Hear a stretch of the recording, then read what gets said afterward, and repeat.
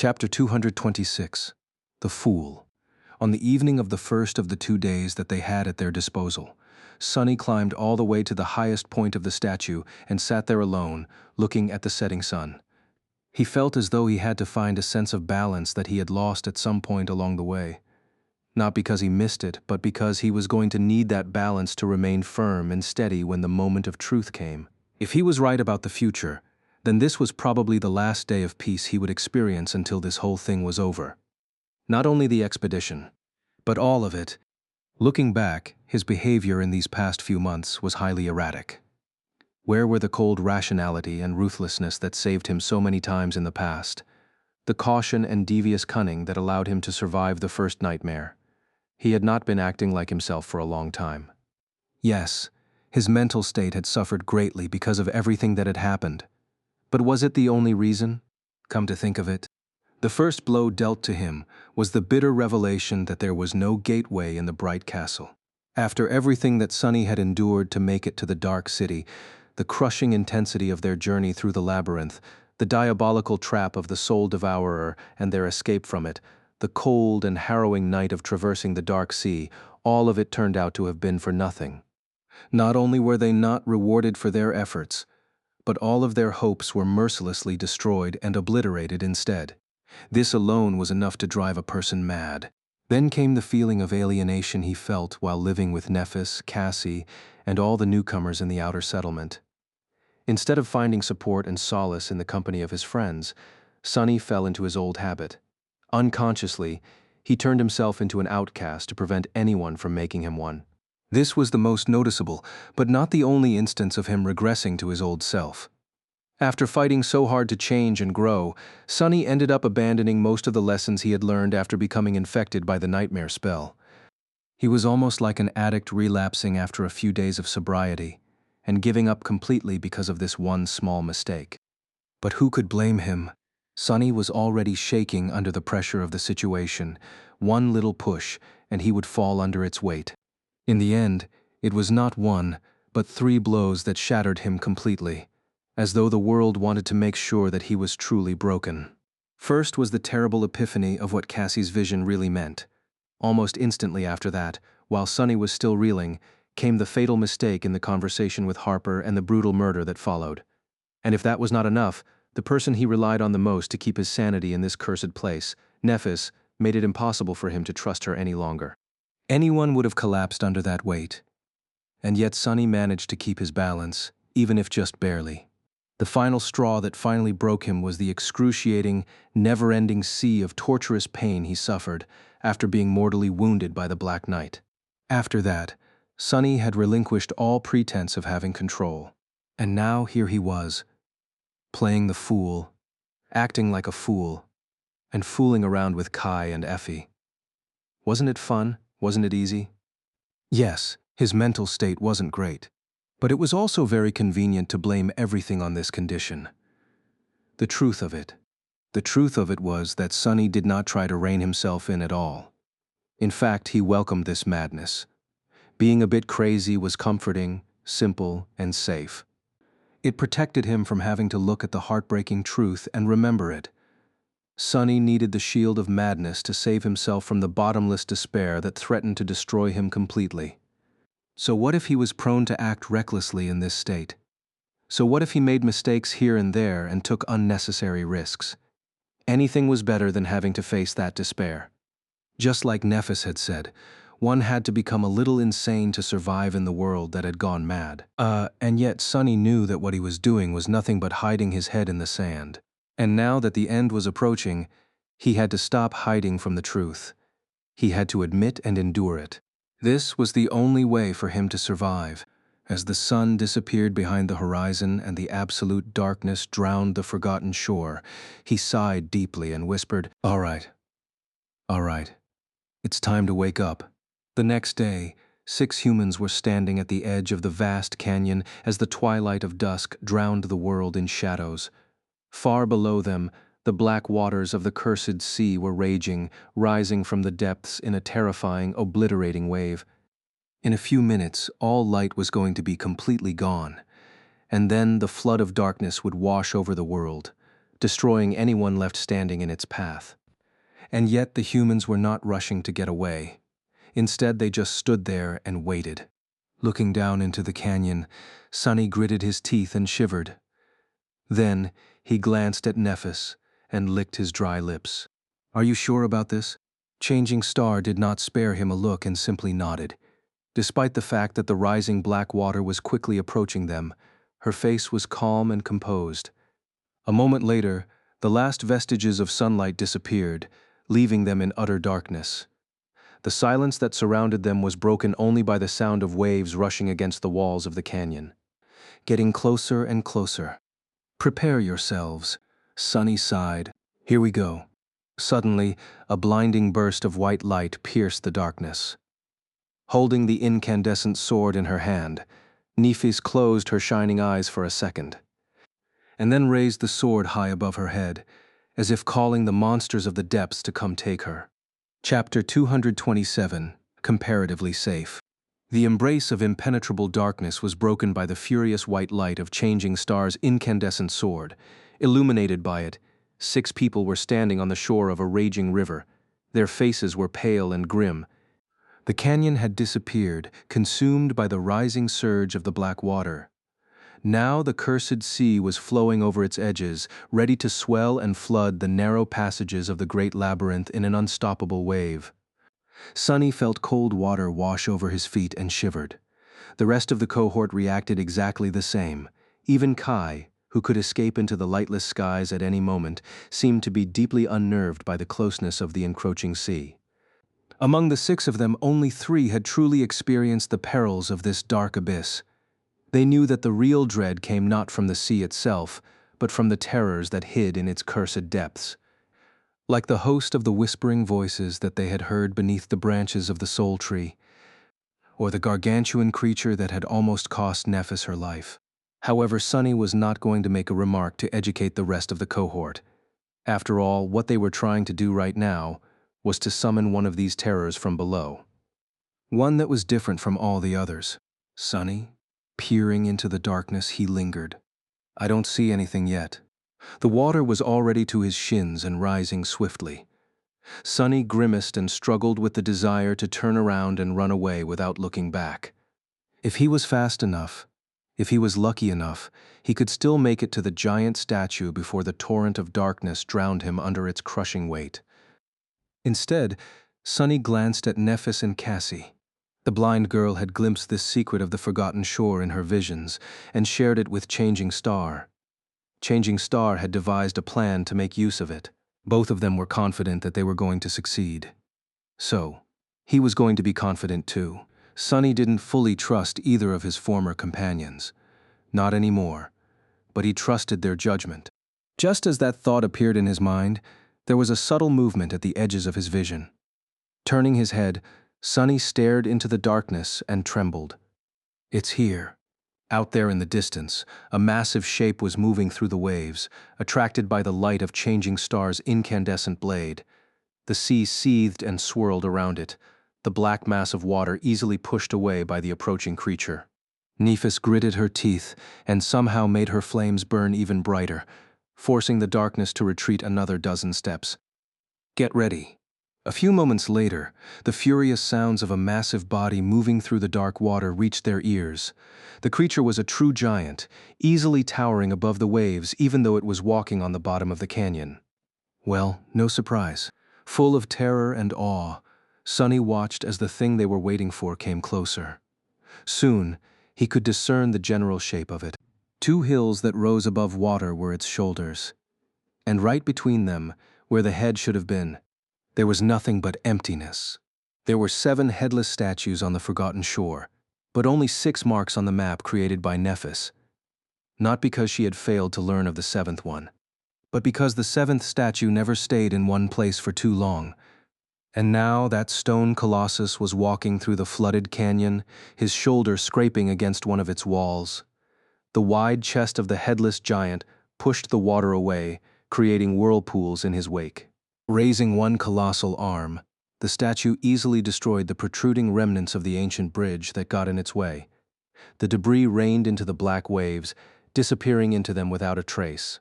This was their fast and safe, comparatively method of traveling to the edges of the forgotten shore. Truly insane, Sonny thought, stunned by the sheer scale of everything that was happening. Come to think of it, it was really ironic. The next day, after he had decided to return to some semblance of sanity, something this crazy was about to transpire. It was as though the whole world was mocking him. Shaking his head, Sonny turned to the cohort and yelled, "He's coming." The black water was already to their knees. The members of the cohort tensed and prepared themselves for what was about to come. They only had one chance to do this. Failure meant death. A few moments later, the massive shape of the stone colossus entered the circle of light created by Nephis. Its shoulders rose above the waves, close enough to the now invisible shore of the flooded canyon for them to see every tiny crack on the surface of the weathered stone. Not wasting any time, Changing Star ran forward and jumped. A moment later, the blade of her sword hit the surface of the statue and slid deep into it, as if melting the ancient stone. Using the sword as purchase, Nephis started to climb to the giant's shoulder. The other members of the cohort were following closely behind her. Kai was carrying Cassie in his arms, flying to the top of the colossus with no problem at all. Castor seemed to simply disappear and appear a moment later on the giant's shoulder, standing side by side with Changing Star. Only Sonny was having trouble. With him not being very tall and the water level rising with each second, he found it hard to gain enough momentum for a proper jump. Damn, how irritating. However, before he could come up with a solution, Effie simply grabbed him by the collar and tossed Sonny into the air. What? What? For a few short moments, Sonny was flying. All he could hear was wind whistling in his ears. Then he landed on top of the giant statue, rolled and barely prevented himself from falling back into the cold embrace of the dark sea. Before he could even stand up, the mighty huntress landed near him and grinned. Such a light. However, before she could finish the phrase, the stone colossus moved, making everyone stumble and fall. Leaving the ruins of the bridge behind, he turned around and indifferently began walking away from it. He was walking south. Chapter 228, Crossing the Canyon. The stone colossus wandered the forgotten shore aimlessly for thousands of years. Cassie did not know what power had brought him to life, nor what he was searching for in the depths of the dark sea. She had seen a vision of the headless giant, passing the ruins of the ancient bridge on a certain day, and then traveling south to the very edges of this desolate land. She also knew that the leader of the cohort that had conquered the bright castle pursued the seventh statue across the labyrinth for a long time before leaving on his doomed journey. His reasons for doing so were, presumably, unknown. Sonny wasn't sure that the blind girl had told him the whole truth about the wandering colossus. In fact, he was certain that there was a deeper layer of secrets surrounding the seven ancient statues and their importance to the riddle of the forgotten shore. However, he was in no hurry to hunt these secrets down.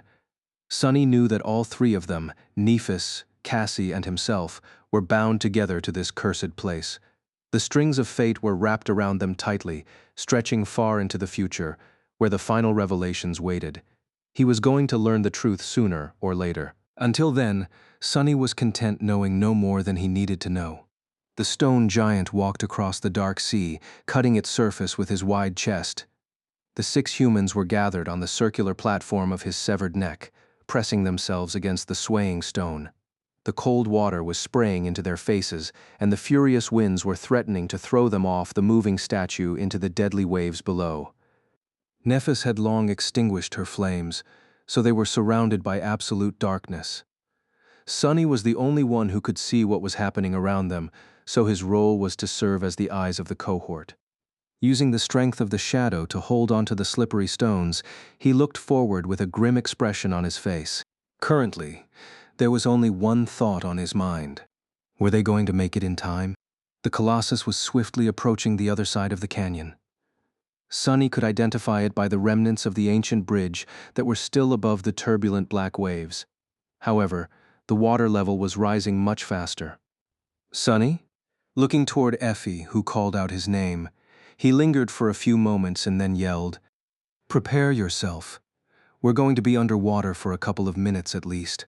A chorus of curses served as the answer. Unseen by anyone, Sunny smiled darkly. This was going to be his second time diving into the dark sea. Wasn't this how Gunlaug had begun his journey to the throne of the Dark City? Maybe Sunny would be a king himself one day. Now, the black water rose higher and higher. The shoulders of the giant were already submerged in its lightless depths. The circular platform was going to be next. They were so close to the shore. As the stone colossus moved across the bottom of the canyon, the platform rose and fell. After another fall, it was finally lost beneath the waves. The cold, salty water crashed into them and then swallowed the entire world. The members of the cohort desperately held onto the cracks in the stone, trying to prevent themselves from being washed away by the raging current. No one would be able to save them if they were. Sunny closed his eyes, knowing that he would not be able to see anything through the impenetrable darkness of the cursed sea. Instead, he relied on his shadow sense, hoping that it was going to help him feel if something approached them from the depths.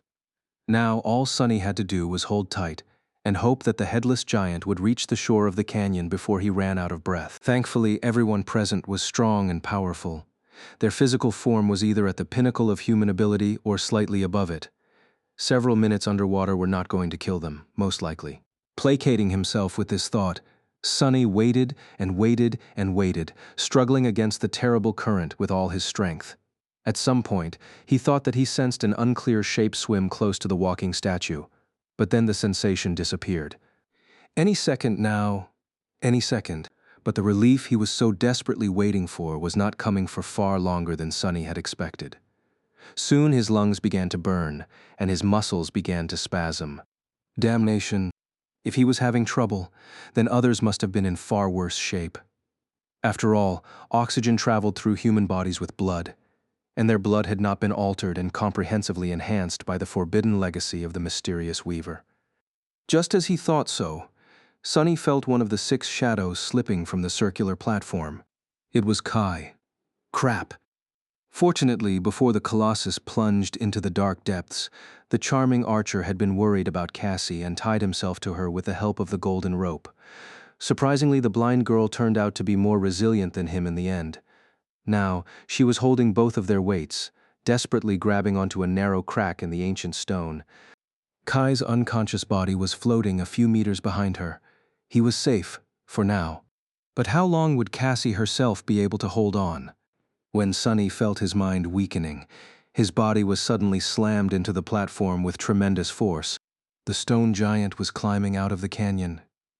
His massive hands grabbed onto the edge of it, and with one devastating pull, the colossus threw himself upward. Ugh, curse it. Sunny felt as though he was aboard the worst amusement ride in human history. His bones groaned, being pressed down upon by an invisible weight. A few moments of this torture, and they were above water once again. Desperately grasping for air, Sunny inhaled several times and then weakly looked at the unconscious form of Kai. Crawling toward the archer, he grabbed him and dragged the body back to the rest of the group. Entrusting him to Cassie, Sunny looked down at the dark water below and suddenly growled in a low voice. Turning her head, Nephis asked with a deep frown on her pale face, "Sunny, what is it?" Looking at the torso of the giant statue, he gritted his teeth and lingered for a few moments before answering. Then, in a voice that was dreadfully grim, Sunny said, "We have a passenger." Chapter 229, The Passenger. The colossus rose from beneath the turbulent waves, rivers of black water streaming down his stone body. Now that the walking statue had climbed out of the canyon, the cursed sea was barely up to its abdomen for the moment. Once the dark waters reached higher, the giant would be submerged in them up to his shoulders once again. Sunny had to get rid of the unwelcomed passenger until then. Far below, flattened against the chest of the colossus, a strange creature had attached itself to the ancient statue. It looked like a cross between a translucent jellyfish and an eel. However, Sunny could see a deformed skeleton of a giant humanoid being trapped within the transparent flesh of the repulsive abomination. He shivered. Compared to the stone giant, the eel looked rather small, however. This was just an illusion, really. The creature was as large as a train. Its jaws were full of sharp fangs and wide enough to swallow a human whole. Curses! If there was one good thing about the situation, it was that the eel did not seem to be a corrupted nightmare creature, but merely a fallen one. Perhaps it survived in the cursed sea by attaching itself to the true terrors of the depths and feeding off the remains of their prey. As soon as Nephis spoke, Sunny noticed long feelers of the creature tremble and move, as though reacting to the sudden sound. The eel turned its head slightly in their direction. When he answered, the feelers rippled once again, and the monstrosity turned its head once more, this time staring directly at Sunny. Crap! A moment later, translucent tentacles appeared from beneath the abomination's body and shot up, finding cracks in the weathered stone and pulling it toward the neck of the colossus. Where the cohort was, Changing Star must have felt something, because tiny white sparks suddenly ignited in the depths of her eyes. Sunny put a hand on her shoulder and shook his head. Don't. Stone giant or not, lighting a beacon in the middle of the cursed sea was not the best of ideas. Now that it had escaped the confines of the canyon, the real horrors were out and about. Just like the cohort had discussed before, light was their last resort, something they would summon only if the moment came where there was no other choice but for all of them to fight. And whether Sunny liked it or not, that moment was not upon them yet. With a reluctant scowl, he turned away and said, "I'll handle it." The giant eel was his problem to solve. Yeah, that's great and all. But how the spell am I supposed to get rid of this thing? Looking down, Sunny calculated that he had a dozen or so seconds left before it was time to act. The repulsive abomination was slowly crawling toward them, scaling the torso of the giant statue at a disturbingly steady pace. Think. Several seconds later, Sunny approached Effie and kneeled by her side. Taking the huntress by the hand, he put something into her palm and said, "Do you feel the colossus moving up and down? That's his steps. I need you to start counting them. If I'm not back after 30 steps, throw the thing I gave you in that direction as hard as you can, all right?" Effie gave him a nod. Her usual humor was gone, replaced by grim determination. "Good. Well, wish me luck." The huntress lingered for a moment and then said, "Good luck." When he was ready to walk away, she suddenly gripped his arm. Sunny stopped and raised an eyebrow. "What?" Effie hesitated before speaking. "Listen, Sunny. If you die, I can have your soul shards, right?" He stared at her for a second, his face twitching. "This wench. Absolutely not. If I die, all my shards are to be thrown into the sea. No one is to get anything, understand?" With that, he left the cohort behind and walked to the edge of the swaying stone platform. "Here goes nothing." Jumping down, Sunny slid to the giant's shoulder and caught himself from falling all the way into the raging waves by grabbing onto a crack in the stone. To his right, the shoulder was slowly moving as the colossus swung his hand. To his left, a curved path of stone led all the way across the chest of the statue to its other shoulder. This curving path was, in fact, the collar of the giant's tunic, carved masterfully from stone by the unknown sculptor. Stepping on it, Sunny struggled to keep his balance on the swaying, slippery surface and hurried forward. Soon he was directly above the climbing eel. The abomination was already close, allowing Sunny to discern every repugnant detail of its translucent giant body. "What the hell? Why does everything have to be so disgusting?" A moment later he sighed. "Let's try this." Summoning the prowling thorn, Sunny gritted his teeth and cut his forearm, smearing some blood on the blade of the kunai. Then, he used all the strength he had in his body to hurl the dagger down. The prowling thorn spun in the air and hit the giant eel right in the place where its eye should have been. Sunny did not notice any visual organs on the creature's body, but on the deformed humanoid skull hiding beneath the flesh. That's where the eye socket was. The kunai wedged itself deep into the monster's head, causing a small fountain of crimson blood to erupt upward. Of course, such a tiny wound was nothing for a creature of this size. For a moment, everything became silent. Then, hundreds of slender tentacles suddenly exploded from the eel's flesh and shot in Sunny's direction in a chaotic, slithering mass of translucent flesh. Damn it! Forced to dismiss the prowling thorn to avoid being thrown off the ledge, Sunny lunged forward. A moment later, the tentacles reached his previous position and crashed into the stone, sending shards flying into the air. Sunny kept running, knowing that the tentacles were just a second away from piercing him. The sounds of breaking stone were thundering just behind his back, getting closer and closer with each moment. The prowling thorn appeared in his hand once again. Reaching the end of the path and with nowhere left to run, Sunny cursed and jumped straight into the darkness. Chapter 230, Precarious Battle. The eel tried to catch him, but was a second too late. Crap! Falling toward the dark waves, Sunny threw the kunai in the direction of the stone giant's hand. Instead of a weapon, the colossus was holding a tool that resembled a mason's hammer. The kunai curved in the air and wrapped the invisible string around its shaft. "This is going to hurt." Sunny plunged into the darkness. A moment later, the string drew taut, and he found himself swinging through the air at a terrible speed. Flying underneath the colossal stone fist, he almost touched the black water with his feet. But then the inertia pulled him up and away. After a few seconds of weightlessness, Sunny landed on the hammer's head and let out a shaky breath. Without wasting any time, he dislodged the prowling thorn and pulled it into his hand, then wedged the dagger in a narrow crack on the surface of the giant hammer. Landing on it was one thing. Staying here, though, that was something else entirely. The colossus was swinging his arms as he walked, so Sunny basically found himself on top of a giant pendulum. Not only was the hammer swaying back and forth, but the angle of the surface he was standing on also constantly changed, making it hard not to fly off or slid into the raging sea. Almost kneeling, Sunny held onto the kunai and tried to keep himself from falling. Then, his face pale and grim, he looked up and glanced at the eel. "I'm right here, you slimy worm."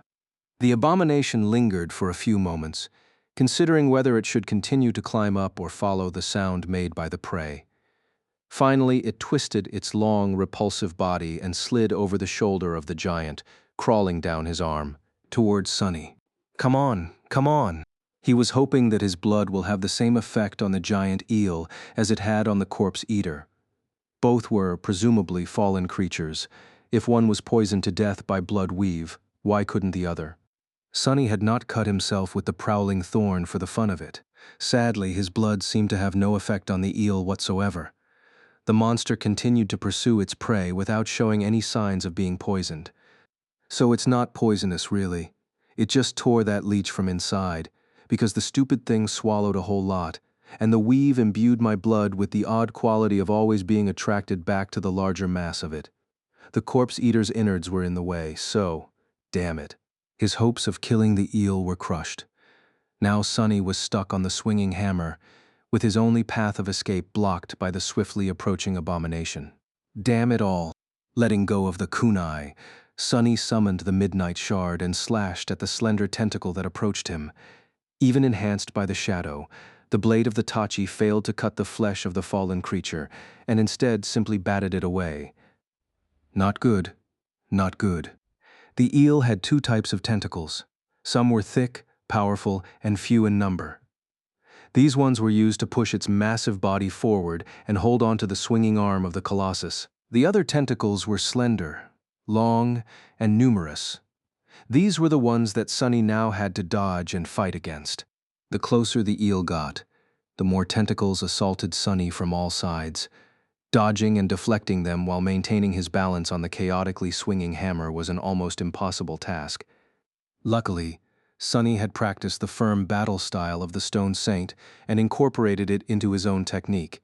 Its steadiness and indomitability were translated through grounded footwork, which allowed him to plant himself on the stone surface of the hammer and refuse to be thrown off or moved even by an inch.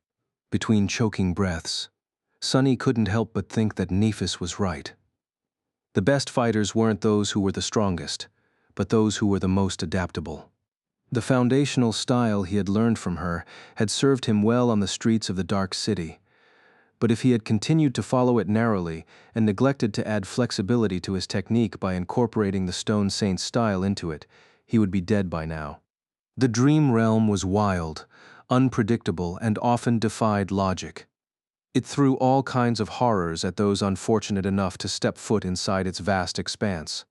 Take this situation, for example. What kind of a person would imagine that one day they would have to fight a translucent eel the size of a train atop a walking stone colossus? Sonny certainly never expected to find himself in such a situation. Only a complete lunatic would. That's why adaptability was the most important trait an awakened fighter could possess. But even though Sonny had taken all the right steps, the seconds he had left to live were numbered.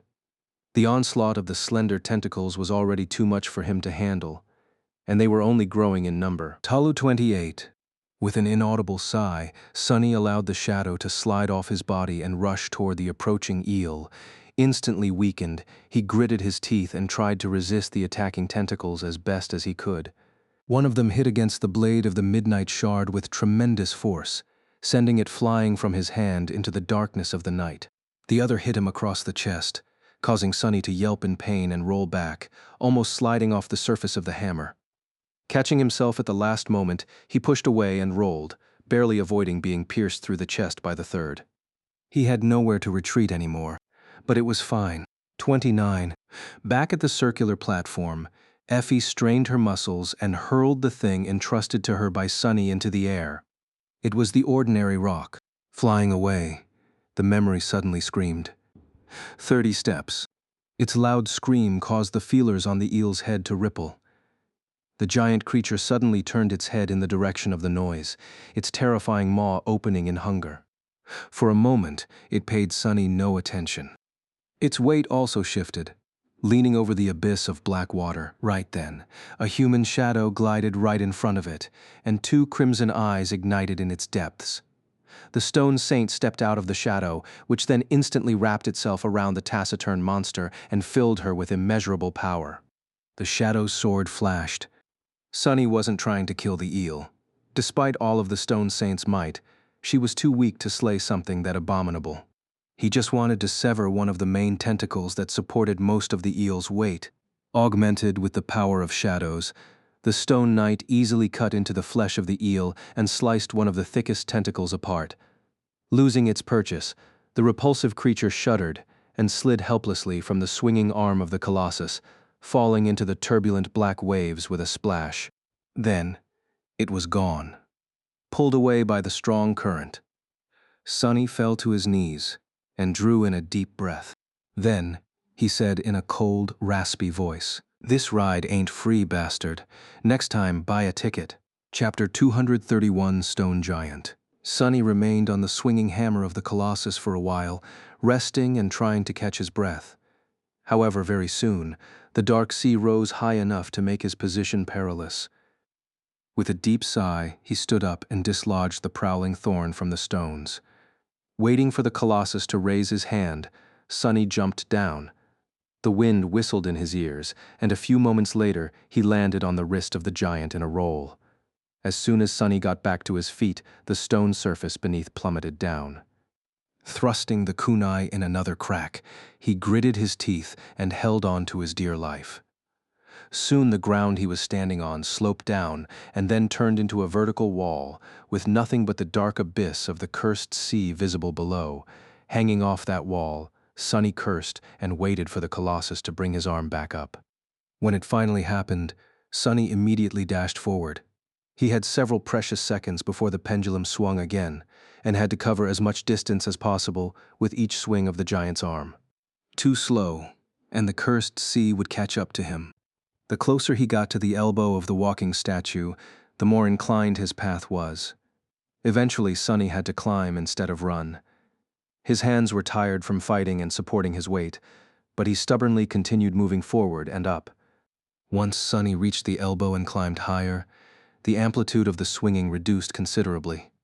Now he just had to scale the vertical wall and reach the shoulder of the giant. Climbing the slippery stone was not easy, but he had gotten used to such tasks a long time ago.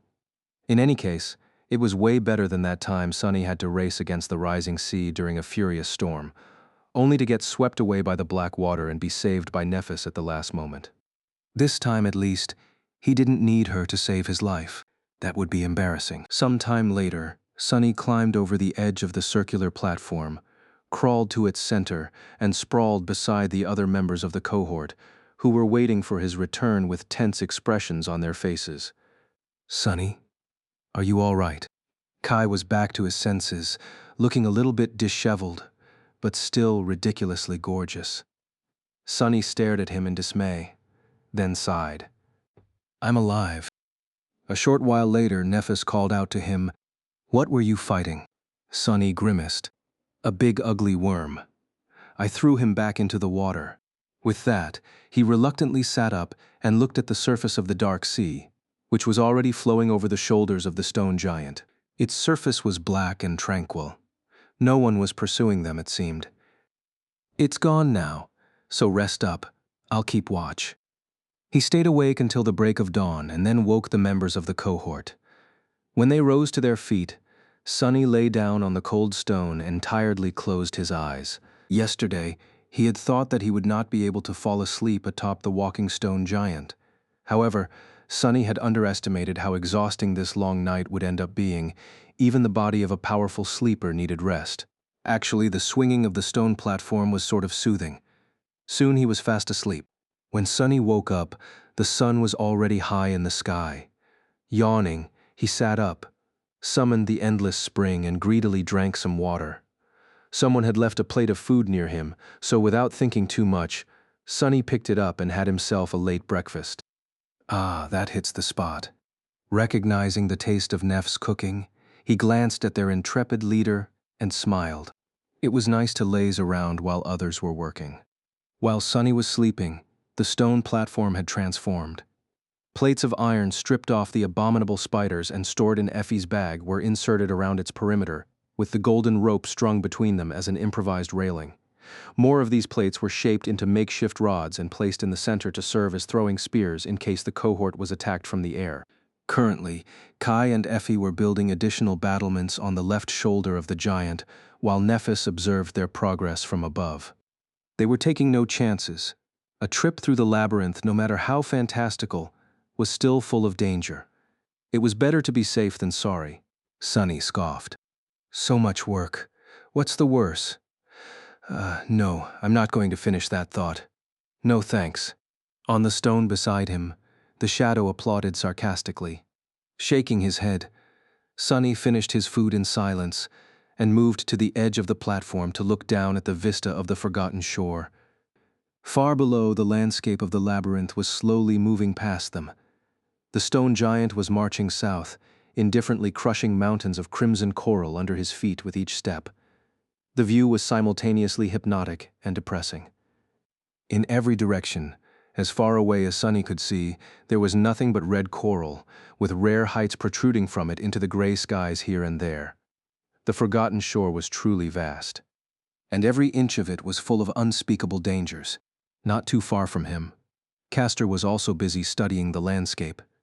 However, his interest wasn't purely idle. Changing Star's map was on the stones beside him, and the proud legacy was drawing new marks on it from time to time. Sonny sighed.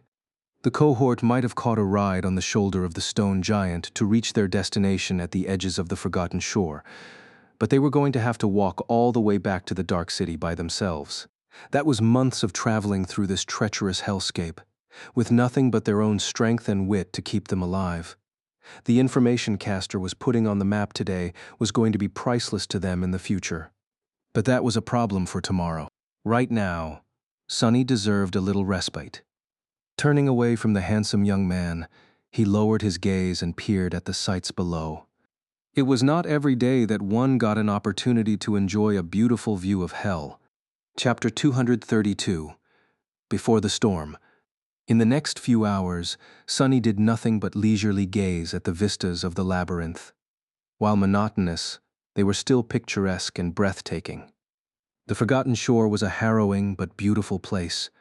The somber gray sky and the black earth created a perfect backdrop for the vibrant crimson sea of twisting coral blades. Here and there, strange landmarks broke the dullness of the landscape, igniting the flames of curiosity in Sonny's heart. After all, he was nothing if not a passionate explorer. Provided most of his explorations ended with something dying at the end of his blade. But still, out there in the depths of the labyrinth, Sonny saw many things that piqued his interest. The skeletal remains of colossal monsters, with signs of ferocious battles written in the marks on their bones, broken wrecks of giant vessels with terrible breaches in their mighty hulls, abyssal chasms that were full of darkness and emptiness, leading into the depths of this cursed land where true horrors dwelt, and things he couldn't even describe, let alone identify. He even saw several vast ruins that must have been entire cities once. Now only unclear shapes of magnificent buildings remained, overgrown with crimson coral and barely resembling anything made by a human hand. He didn't know if they had existed before or simultaneously with the Dark City. Regardless, it seemed that no other human settlement on the Forgotten Shore had withstood the curse of darkness as the Cursed City had. They were all destroyed and devoured, first by the crimson coral, then by the ruthless flow of time. Now, no one was left to remember that these proud cities had ever existed. The 7 heroes that created the Starlight Legion were described as those born in all-consuming darkness. That suggested that humans had resisted the curse for a while at least. Maybe the Dark City was built long after the darkness had devoured this land, as the last sanctuary and fortress for those who remained.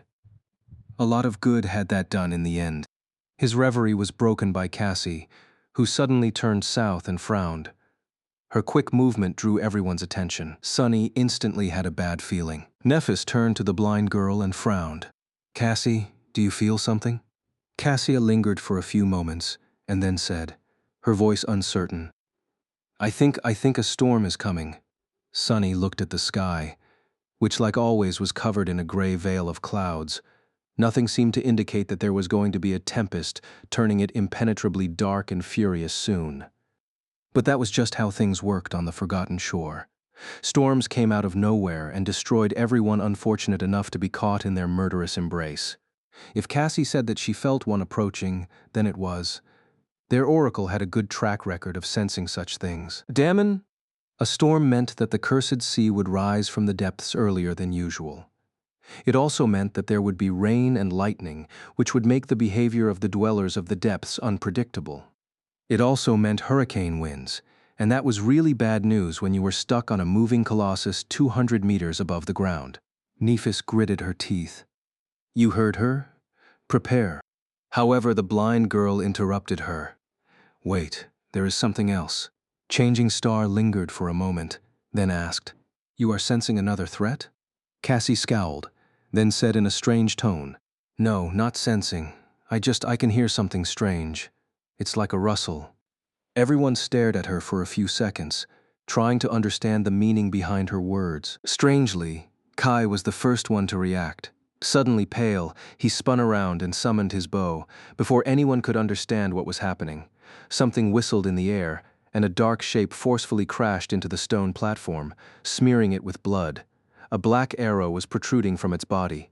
Sunny jumped out of the way and gasped, stunned by the force with which the monster impacted against the stone. It had to have been in a long dive before being pierced by Kai's arrow, mere moments away from snatching one of them away. The creature looked somewhat like a giant locust. Its body was covered in black chitin and comparatively small, no bigger than that of an adult human. Its wide wings were thin and transparent. As it convulsed in death throes, the wings moved, threatening to push the members of the cohort off of the platform. Nephis dashed forward, grabbed the disgusting creature and threw it down. Kai was already grabbing another arrow. There was an expression of panic on his face. Sunny blinked. Why is he panicking? The monster is already... As though hearing his thoughts, Kai glanced at the members of the cohort with wide eyes and yelled, "Swarms. These fiends hunt in swarms. Get ready." Before he could finish, Sunny was already summoning the Midnight Shard and the Stone Saint. Dead. By now, everyone could hear the rustling sound Cassie had told them about. It seemed to be coming from nowhere, surrounding them like a wave. For a few moments, nothing happened. The members of the cohort tensely stared up, way. Suddenly, a black dot appeared in the gray clouds and swiftly fell down, covering the distance to the neck of the colossus almost instantly. Before it could attack, though, Effie's spear collided with it. The giant locust practically exploded, sending a rain of blood splattering against the stone back of the colossus. But by the time the huntress dismissed her spear, and before she had the time to summon it again, there was another dot, and another, and another. Kai shot one more creature out of the air, while Castor used a strange sling he summoned from his soul sea to break the wings of another. Nephis raised her sword and yelled, "Cassie! Wind!" Flinching, the blind girl began to call upon her wooden staff. While white sparks of light were still weaving the shape of it in her hands, the quiet dancer flew out of its scabbard by itself and flashed into the air, piercing an approaching locust clean through. A few moments later, a powerful gale shot from the wooden staff into the skies, slowing the attacking locusts down and sending them staggering. One of these stragglers somehow managed to land on the platform and immediately jumped at Sunny. Changing his stance on the fly, Sunny slashed with his sword, decapitating the repulsive creature. However, because of the inertia, the massive body continued to move forward, slamming into him at great speed. With a curse, Sunny flew back and fell over the railing. Sliding on the stone, he rolled down to the stone giant's shoulder and caught himself on the part of the defensive fence built by Effie and Kai. Then, he stood up and spat a mouthful of blood. A moment later, Sunny froze, his eyes widening. Because of the tumble, he accidentally looked down to the ground. What he saw there made him shiver. Numerous dark shapes were appearing from the labyrinth and jumping at the Colossus, swiftly climbing up his giant stone body. Chapter 233 Swarm. As the members of the cohort killed several giant locusts, their repulsive black bodies fell to the ground, raining blood on the walking colossus and the crimson coral of the labyrinth. As soon as their corpses hit the ground, it suddenly moved. Dark figures appeared from beneath the mud, rushing at the dead locusts to devour them. Hundreds of monsters were suddenly competing for the few scraps of meat. After several bloody fights broke out and the winners were decided, those who had not gotten to satiate their hunger turned their heads and followed the smell of blood. Right back to the moving stone giant. Looking down with dark resentment, Sunny saw numerous creatures jumping at the legs of the walking statue from the mounds of coral and quickly climbing up. They were headed right to where the cohort was being besieged by the swarm of winged abominations. He couldn't see the shape of them clearly, but there was no doubt that these monsters were bad news. Damnation! Slain an awakened beast, Flesh Reaver, your shadow grows stronger. Turning around, Sunny summoned the prowling thorn and hurled it upward. A moment later, using the invisible string as support, he was flying through the air. Grabbing onto the edge of the circular platform, he hoisted himself up and once again faced the carnage. The kunai flashed, cutting the wing of one of the locusts clean off. Suddenly crippled, the creature toppled and plummeted down, no doubt to be devoured by the horde of nightmare creatures approaching from below. The battle with the swarm was not going too great for the cohort. The turbulent winds summoned by Cassie's staff bought them some breathing room by making it hard for the locusts to approach the platform at high speed. But there were just too many of them. Kai was setting one arrow after another loose. After that one first shot, he had not used the blood arrow, choosing instead to rely on his mundane ones. In the chaotic mess of this sudden battle, it was too easy to miss. Plus, he didn't need a lot of power to deliver debilitating wounds to the locusts. They were basically skewering themselves on the arrows themselves by diving from the skies with incredible speed. Still, the abominable reavers were awakened beasts. It wasn't easy for a sleeper to kill one with just a single shot. Just as Sunny grabbed the kunai and spun to avoid a glancing blow from one of the creatures, another one landed on the platform. 2 arrows were sticking from its cracked chitin, but the locust was still alive. Not for long, though. Just a moment after the repulsive bug landed, Nef's sword flashed through the air, slicing it in half, sending the mangled body off the platform with a powerful kick. Changing Star turned to Kai and yelled, "Don't try to kill them. Break their wings." With a sudden light of understanding in his eyes, the archer changed his approach. Indeed, that made sense. The members of the cohort didn't need to slay the locusts. They just needed to make it so the flying scourges weren't able to reach the stone platform. Effie, meanwhile, did not need this advice. Everything she hit simply exploded into a disgusting puddle of bloody goo. The problem the huntress faced was that there was no powerful ranged weapon she could use. Her beautiful spear was not really suited to be thrown that often. The memories were created from soul essence. Once a memory was dismissed, That essence returned to the core of the awakened that had summoned it. However, if it was too far away from them, the essence was simply wasted, unless the memory had a special enchantment like that of the blood arrow. The essence wasn't lost forever, as it would slowly accumulate inside the soul core until the peak capacity was reached once again. But this process took time, so one could not endlessly throw their memories at the enemy during a battle, especially not once they reached a rank where managing one's soul essence was of higher importance. Effie had not reached such a rank yet, but she was still limited by that principle. That's why she resorted to using makeshift darts fashioned out of plates of spider iron. There wasn't much of them left, however. Once the last dart was gone, she would have to either exhaust her pool of soul essence or risk fighting the attacking locusts in melee. Just like the Stone Saint was doing right now. As Sunny rushed toward Nephis, he noticed the shadow lowering her shoulder and raising her shield. In the next moment, one of the repulsive creatures crashed into it at full speed and simply crumbled, black blood exploding into the air through the cracks in the shattered chitin. "You have slain." The huntress, however, did not have the benefit of weighing a literal ton. Despite her graceful appearance, the saint was made out of stone, and stone was much heavier than flesh. It was also much harder to rip and slice apart. Once Effie was forced to fight the locusts with nothing but her spear and shield, her life would be in real danger. Curses, curses, curse it all.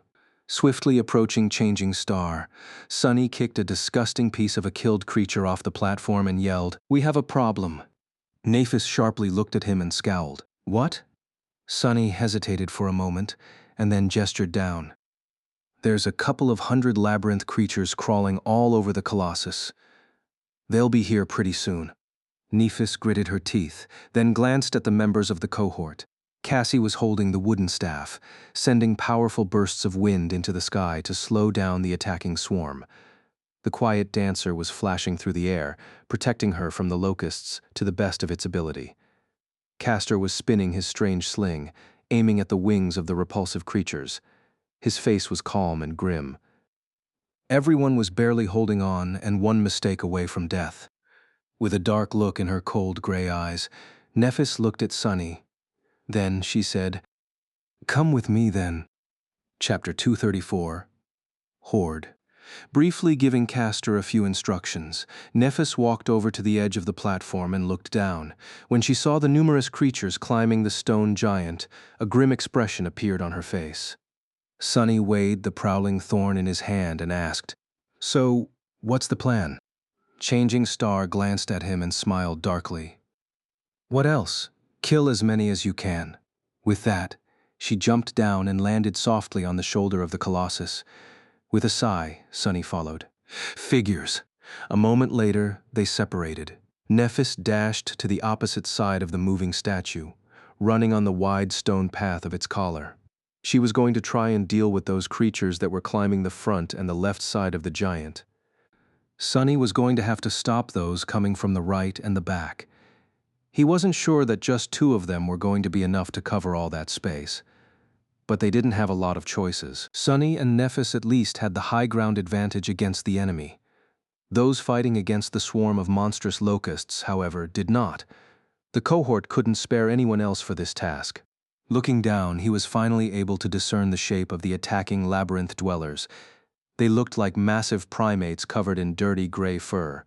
Their arms were strong and muscular, easily pulling their heavy bodies up the ancient stone surface. Each had a mouth full of sharp teeth, with two curved tusks protruding from it, as long as daggers. The most disturbing fact about these beasts was that there were crimson flowers growing from within the bloody gaps in their flesh. Some even had pale stems slithering from one eye socket to another. With a shiver, Sunny realized that this tribe of nightmare creatures were simply hosts for a different, much more terrifying one. The primates were nothing but meat puppets for those ghoulish flowers. Oh gods. Summoning the ordinary rock, Sunny wrapped his body in the shadow, strained his muscles and threw it down as hard as he could. The small rock plunged through the air and collided with one of the creatures far below, hitting it right in the forehead and splitting its rotten skull apart. Not paying any attention to the fact that half of its head was missing, the primate continued climbing up. Sunny gritted his teeth and dismissed the rock. Just as I thought. Nothing could ever be simple on the forgotten shore. The cohort would never be just attacked by a swarm of flying abominations. There had to be a horde of monstrous primates attacking them from the ground too, and gods forbid those powerful beasts were not parasitized by even more ghastly horrors. At least their bodies are not so tough, due to their partially decomposed state. That was something he could work with. Just as the first primate climbed into the range of the prowling thorn, something thundered above Sunny, and in the next moment he was doused from head to toe in fetid black blood. A mangled corpse of a giant locust flew past him and fell down. Sunny frozen for a second, then growled, "I am a walking target now, aren't I? Well, great. Let them come. The more, the merrier." Extending the invisible string to its maximum length, Sunny aimed and hurled the kunai down. He guided it by ever so slightly pulling on the string. The dagger flashed through the air and spun, drawing a curved path. A few moments later, it cut across the wrist of one of the menacing primates, cleanly severing its hand. Suddenly losing purchase, the beast instantly fell down. After plummeting from the deadly height, it hit the crimson corals below and practically exploded into bloody chunks. Sunny listened to the emptiness, a tense expression on his face. "You have slain an awakened monster, Bloodflower. Your shadow grows stronger." A relieved expression appeared on his face. At least these things weren't indestructible. Raising a hand, he caught the returning kunai and instantly threw it again. There wasn't much time left. Countless beasts were climbing up the stone body of the ancient colossus, covering a frightening amount of distance with each second. He had to slaughter as many of them as he could before they reached the battlement constructed on the giant's shoulder, or else they were going to rip him apart. In the next few minutes, Sunny did nothing but control the prowling thorn as it flew through the air, cutting through flesh and bone alike. The heavy kunai never stayed in his hand for more than a second, reaping a bountiful harvest of lives. More than a dozen beasts, those who were ahead of the approaching horde, were thrown off the statue and fell to their deaths, rewarding Sunny with an enviable amount of shadow fragments. However, he was still too slow. Sunny had to be both swift and precise when throwing the dagger, lest he wanted to be pulled off the giant's swaying shoulder himself. What's worse, he had to constantly pay attention to the sky and dodge the attacking locusts when they dove from above to devour him. The horde of terrible beasts was getting closer and closer, their arrival as inevitable as it would be fatal. The situation got even worse when another group of them reached the gargantuan statue's back. Now Sunny not only had to deal with the monsters climbing its side, but also rush from his perch on the shoulder of the steadily moving colossus to the treacherous path of his collar, to prevent the fastest climbers from reaching too high. Bad, bad, this is bad. Covered in blood, and with his muscles burning, Sunny continued to slaughter the ghastly beasts as fast as he could. But he wasn't fast enough. At some point, Sunny realized that the climbing monstrosities were now mere meters away from him. He could see every disturbing detail of their rotting bodies, with strangely graceful flowers growing from the bloody gaps. Their crimson petals trembled as they smelled prey. Suddenly, one of the primates strained its powerful legs and jumped into the air, instantly covering the remaining distance to Sunny's position. Before it could land, however, the midnight shard slashed the creature across its massive body, cutting it apart. What flowed out of the terrible wound, however, was not blood, but a vast cloud of red pollen. Before Sunny could register the fact, he had already breathed in a whole lungful of it. His eyes widened. Oh no, this is not good. Chapter 235, Flower Boy. As the red pollen settled in his lungs, Sunny suddenly sensed something subtly moving inside them. Then, a wave of excruciating pain pierced his chest. With a loud scream, he fell to his knees and grabbed at the puppeteer's shroud. A stream of blood escaped from his mouth and splashed on the ancient stone. In it, tiny blooms were sprouting roots, greedily drinking the crimson liquid and growing with visible speed. Looking at them with dark resentment, Sunny gritted his teeth and slowly stood up. By the time he straightened his back, the pain had subsided a little. The bloodthirsty flowers were already turning black and dying, destroyed by the odd blessing of the blood weave. The insidious nightmare creature tried to devour him from inside, but really it just signed its own death sentence. In a few short minutes it would be destroyed completely by the furnace of his tenacious body. And even if some part of it survived, Neff's purifying flames were going to finish the job. Until then, he would just have to endure this torture. Come, come closer, you bastards. As the midnight shard appeared in his hands, another monster was already climbing onto the shoulder of the walking colossus. Lunging forward, Sonny brandished his sword and decapitated the foul creature, then kicked it in the chest to send it flying down. A moment later, he jumped back, narrowly avoiding being grabbed by another primate. Before the beast could even react, the razor-sharp Tachi flashed across its body, severing both of its arms. More red pollen burst into the air. Holding his breath, Sonny shifted his stance and attacked once again in one swift, fluid motion. The midnight shard pierced the knee of the massive primate, making it topple. The creature wasn't dead, but any kind of mobility it once had was pretty much gone. Good enough, but it didn't really matter. 3 other monsters were already there, ready to take the fallen creature's place. And a few seconds later there was going to be even more of them, and then even more still, until eventually Sonny was torn apart by the unstoppable flood of these harrowing fiends. He would have to think of something before that happened. If only I could breathe. Fighting through the excruciating pain that was tearing him from inside, Sonny grimaced and dashed forward to face the enemies. In the next minute or so, he forced himself to cut out all unnecessary thoughts, turning into a ruthless hurricane of steel. The midnight shard danced from one nightmare creature to another, piercing, slashing, and severing their rotting flesh. The air was soon obscured by a vast cloud of red pollen. At some point, Sonny gritted his teeth and disengaged from the fight, leaving a carpet of bleeding bodies in his wake. Launching himself back a few meters, he slid on the stone and left the cloud of red mist. Only then, finally, he allowed himself to draw in a deep breath. Sensing that their enemy was gone, the primates rushed forward. However, a moment later, something glistened in the mist, and a heavy triangular blade suddenly pierced the head of the leading creature. The blood flower did not react to its host being damaged and continued its lunge. But in the next second, the head of the monstrous ape was violently jerked backward, and losing balance, it fell down. The string of the prowling thorn was coiled around the support pillars of the makeshift battlement, creating an invisible trap. By moving forward with the kunai still stuck in its skull, the unfortunate creature pulled the string taut, causing an invisible net to rise into the air. Entangled in it, 6 creatures tumbled to the ground, blocking the others from pursuing Sonny. Neither the battlement nor the invisible string were going to last long, but at least it bought him a few seconds. You have slain an awakened monster, Bloodflower. Your shadow... Finally, the nightmare creature in his lungs was finally dead. Spitting out a mouthful of blood, Sonny groaned, wiped his lips, and glanced back. What he saw made him curse.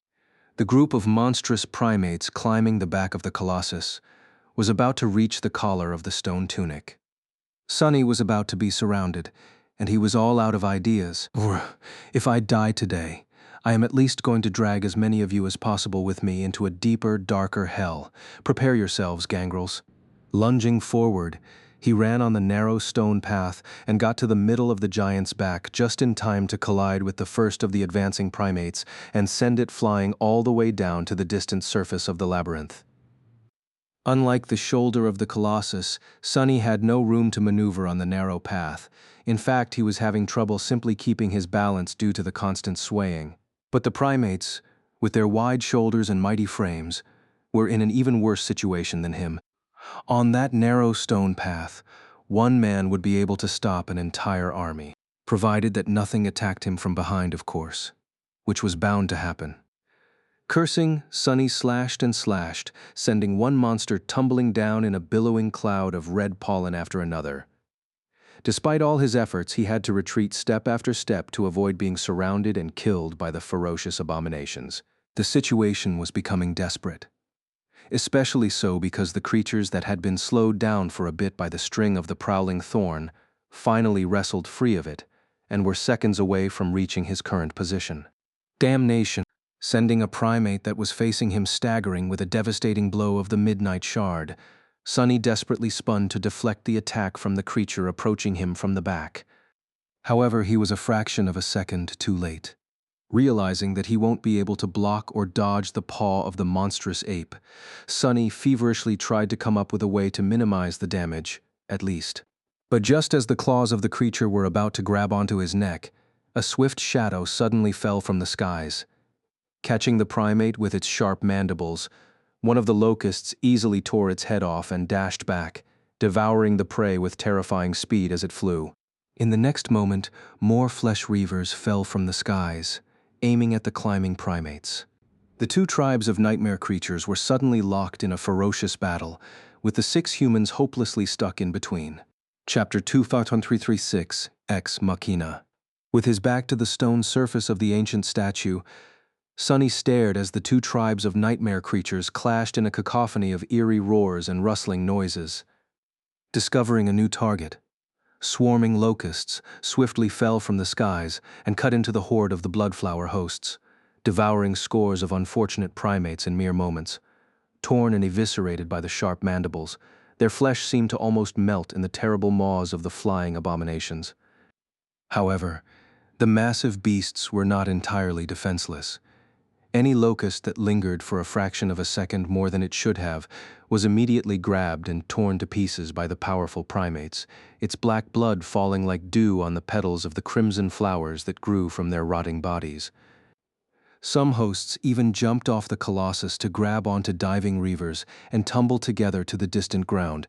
In just a few seconds, the surface of the ancient giant and the air around him was consumed by utter chaos. Indifferent to everything, the colossus steadily marched south.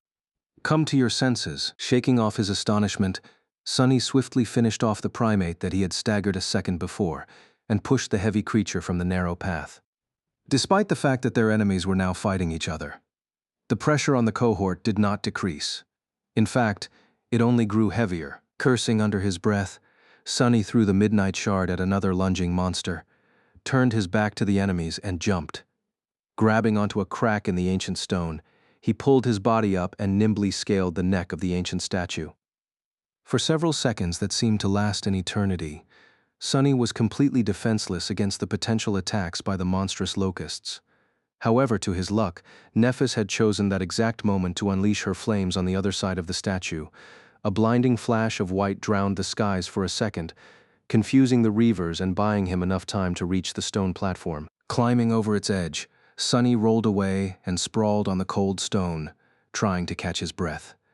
His body was in agony. The blood weave might have destroyed the flower growing in his lungs, but the damage was already done. Sunny had trouble breathing and felt bloody foam bubbling on his lips. Every time he inhaled, a sharp pain pierced his entire being. Not too terrible. Although troublesome, these wounds were not going to kill him. Sleepers healed better and faster than mundane humans, and Sunny in particular was also transformed by the drop of Weaver's ichor, making him much tougher and harder to kill than most. Sort of like a cockroach. As for the pain, he had been through worse and survived. As long as Sunny had adrenaline numbing it to some degree, he was capable of giving a fight still. Not that it would be pleasant. With a moan, Sunny picked himself up from the ground and looked around. Things were slowly turning from bad to worse. Kai was long out of arrows and had to resort to using his morbid ascended memory. Judging by how pale his face was, he had already missed a few shots, losing a lot of blood as the result. Cassie was still trying to maintain the powerful winds that slowed the attacking locusts down, but her face and hands were covered in blood. It seemed that even the powerful enchantment of her armor and the ardent protection of the quiet dancer were not enough to fully save her from harm. Effie was now fighting the flying abominations in melee, having only a fraction of a second to react every time they attacked her. Blood was streaming down her legs, her white chiton torn and soaked with it. Her bronze helmet was gone, lying shattered on the stones.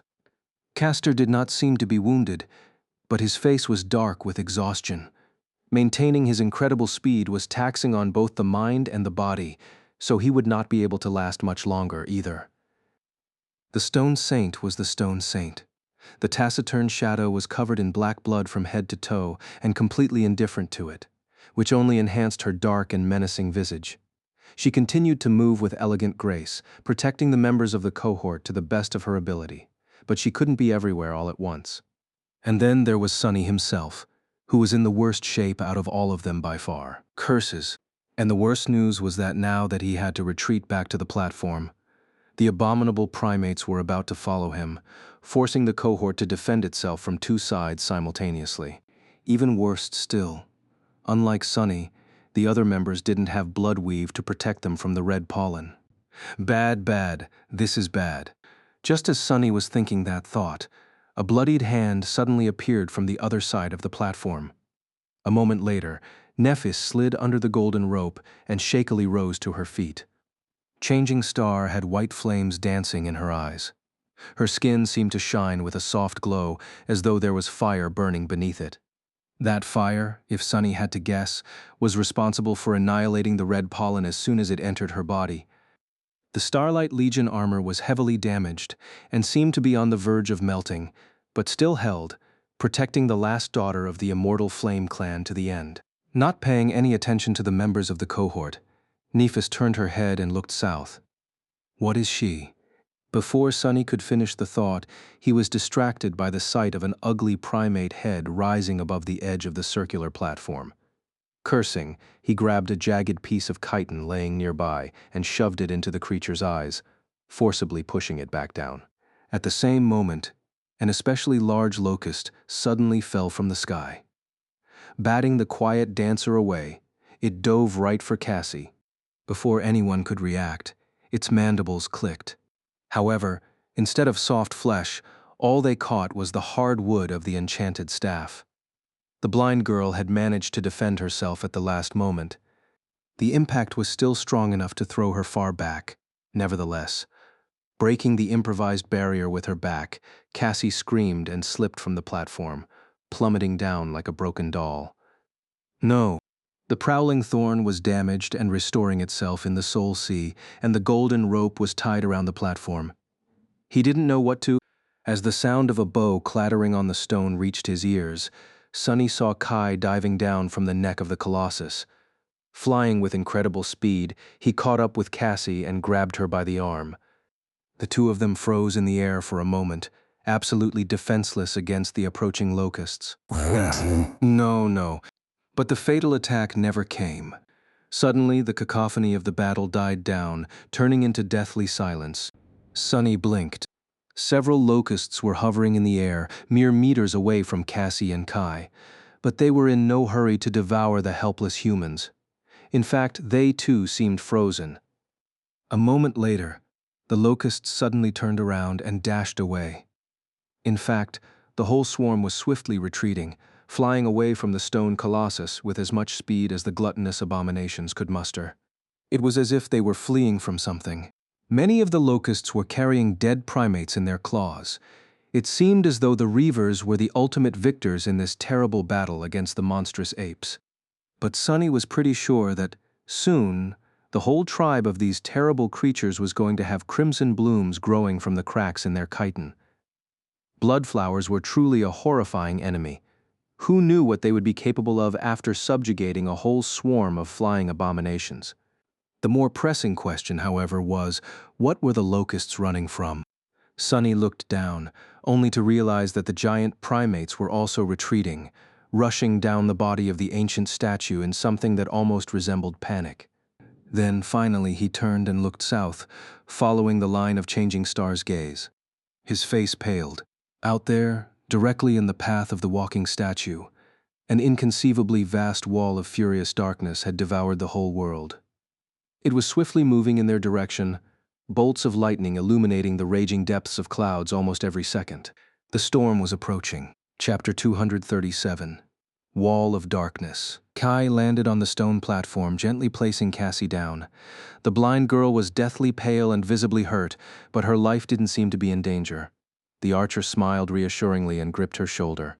Then, just like the rest of them, he turned his head and silently looked south. A wall of impenetrable, furious darkness was approaching from there, devouring vast spans of the labyrinth with each second. To Sunny, it felt like an endless ocean of deranged shadows was rushing to drown them. The pressure he felt was almost as bad as that of the ominous crimson spire. The Colossus was marching toward the darkness, completely indifferent to its menacing oppression. The wind rustled Sunny's hair. In the stunned silence, Effie suddenly fell to her knees with a pained groan. Her hands were pressed against the breach in her archaic cuirass, bright blood streaming from beneath them. That sound brought everyone back to reality. With a grim expression on her face, Nephis walked over to the wounded huntress and gently placed her hands on her body. A moment later, soft white radiance shone through the cracks of Effie's armor, healing her wounds and taking the pain away. Changing Star closed her eyes and bit her lip, drops of crimson blood rolling down her ivory skin. To take away her companion's suffering, she had to endure a much more harrowing torture.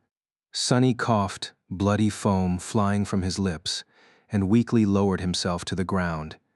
He didn't feel too well. The wall of darkness was growing closer with every moment. The wind was picking up, whistling in the cracks of the ancient statue. It brought the smell of the sea with it. Sunny grimaced and commanded the stone saint to walk over and stand above him. "What are we going to do now?" Kai shivered, glanced at the raging wall of clouds, and said, "Climb lower. The lightning is bound to be drawn to the neck of this giant." Sunny shook his head. "We can't. The sea is going to rise, so most of the statue will be submerged underwater. We will be lucky if the waves aren't high enough to reach this platform." The archer sighed and looked down. "So then we're dead?" Sunny smiled darkly. "Don't worry, stone doesn't conduct electricity too well, so we will be safe from lightning, most likely. What you should really be afraid of are the things that all that commotion might attract." After that, he bent over in another fit of painful coughing. "Ugh, that stings a little." By that time, Nephis was done healing Effie. Walking over, she kneeled and looked at Sunny. Unexpectedly, there was an expression of sincere worry on her face. Did you inhale that pollen?" Sunny tried to grin, but ended up coughing up more blood instead. "Yeah, a little. But don't fret. There are no flowers growing in my lungs, anymore." Neff's face twitched, and she outstretched her hands to place them on Sunny's chest. However, he caught them in the air with his own and stopped her. Her skin was soft and cool to the touch. "Don't bother. I'll be fine. Take a look at Cassie instead." Changing Star stared at him for a few moments. Then, she suddenly asked, "But doesn't it hurt?" He pushed her hands away and shook his head. "Not as bad as it's going to hurt you." Nephis frowned. "I am used to it." Sunny looked at her for a long time, his expression hard to read. Then he said evenly, "I know, but I don't want you to be used to it. You shouldn't be. Especially not on my account." The weight of the things he left unsaid hung between them for a few moments. Nephis tilted her head slightly, then turned away. Finally she sighed, lingered for a few seconds, and walked away without saying another word. Sunny lowered his head and remained motionless for a while. Better. It's better this way. Being afraid of pain was the most human emotion there was. He couldn't help but feel that every time Nephis silently endured the terrifying torture of her flaw, a part of her humanity was burned away by the merciless purity of the radiant white flames. He didn't want to see it happen. Not to mention that he was the last person in the world that Changing Star should have been helping, because, suddenly, a deafening thunderclap rolled over them, forcing the members of the cohort to flinch. The light of day dimmed, and the cold wind furiously crashed into them, bearing drops of salty black water with it. Done checking up on Cassie, Nephis glanced forward and scowled. They were almost out of time. "Get ready. Hold." With that, she summoned her sword and held it with both hands. As the incandescent light ignited the silver blade, Changing Star thrust the sword deep into the stone, melting it. Kneeling down, she gripped the sword and prepared for the onslaught of the storm. By her side, Effie sighed and grabbed onto a crack in the stone with one hand. With the other, she drew Cassie close and hugged her. Castor followed their leader's example and used his enchanted Jian to anchor himself to the platform. Sunny glanced at them and grimaced. Standing above him, the stone saint discarded her shield and lowered one shoulder, preparing to withstand the hurricane winds. Without anything better to hold on to, Sunny hugged the thigh of his shadow and closed his eyes, embarrassed by the indignity. Before he could really revel in it, though, something plopped on the ground near him. Opening one eye, Sunny was surprised to see Kai. "What? What are you doing here?" The archer smiled with embarrassment and coughed. Well, you see, I don't have a sword that can cut stone or Herculean strength. So, mind if I hold on to the other thigh of your beautiful stone companion?" Sunny glared at him for a couple of seconds and then scoffed. "Fine. Whatever. Just don't grab onto me by mistake." As the endless wall of darkness approached, the headless colossus steadily walked forward and then dove straight into the furious embrace of the harrowing storm. Chapter 238, Into the Storm. A stray drop of rain fell on Sunny's cheek.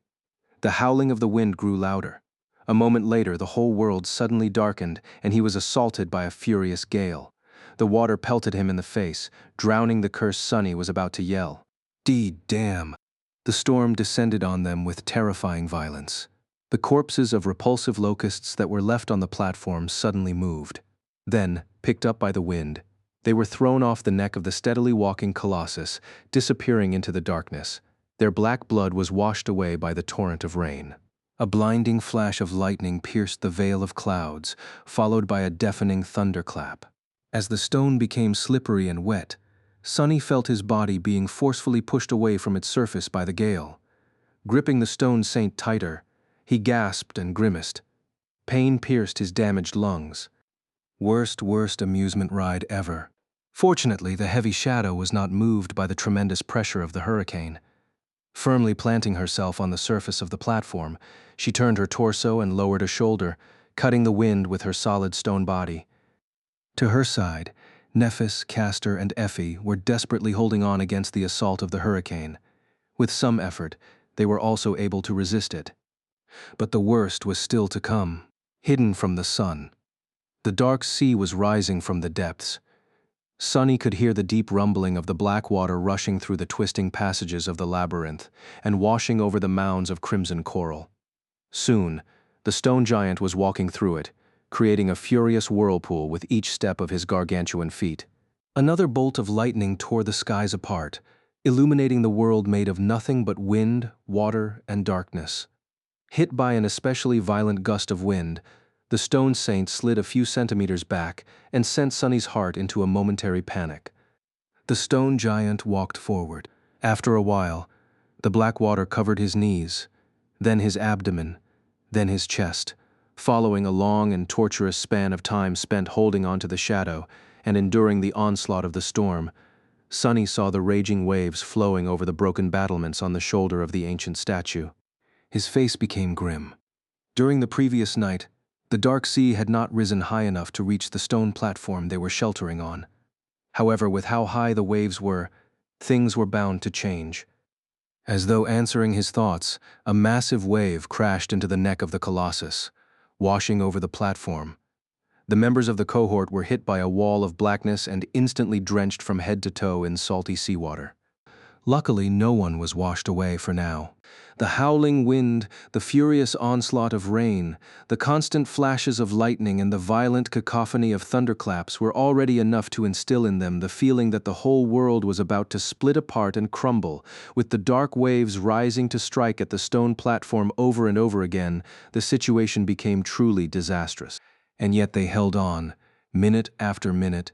Against all odds, the 6 humans clung to the ancient stone, refusing to be taken away by the raging tempest. Sunny didn't know how much time had passed or how far the stone giant had walked into the depths of the storm, but there was no sign of it growing weaker. In fact, it was only becoming more ferocious and terrible. However, this wasn't even what he was really afraid of. His true fear hid not in the skies that had gone mad, but in the lightless depths of the cursed sea. And soon, inevitably, his worst fears came true. With a harrowing sense of premonition, Sunny suddenly lowered his head and gazed down, as though trying to see through the mass of ancient stone. Deep beneath them, he felt a gargantuan shadow rising from the depths. One of the unspeakable terrors of the dark sea was crawling from whatever abyss that had spawned it to face the marching colossus. Curse it all! Looking up, Sunny saw Kai desperately clinging to the stone saint beside him. For once, the archer did not seem dazzling. He was just wet, pale, and scared out of his wits. Behind him, Nephis was kneeling on the stones, gripping the hilt of her silver sword, her fingers white and bloodless. Straining his hurting lungs, Sunny yelled, "Be ready, the Dwee." However, before he could finish, her eyes suddenly grew wide. Swiftly turning around, Sunny saw a gargantuan tentacle slowly rising from the seething waves. Illuminated by a flash of lightning, it looked like a tall, grotesque black tower. It pierced the skies and froze for a moment, looming over the ancient colossus. Feeling his heart skip a bit, Sunny realized that he knew the sight of it.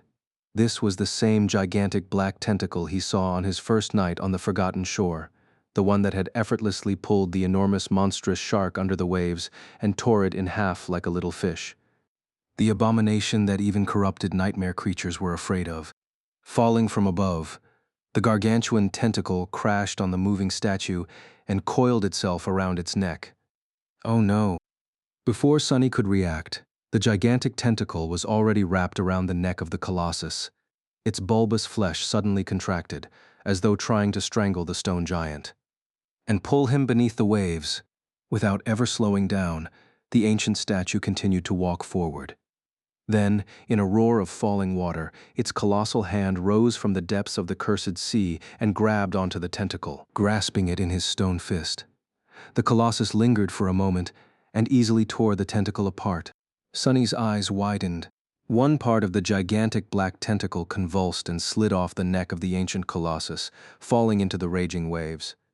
The other part stubbornly tried to coil around his arm, but was pushed away by the stone palm and disappeared back into the depths of the cursed sea. For a few moments, the black water was silent. Oh gods! And then, the whole surface of it suddenly exploded into the skies. Chapter 239.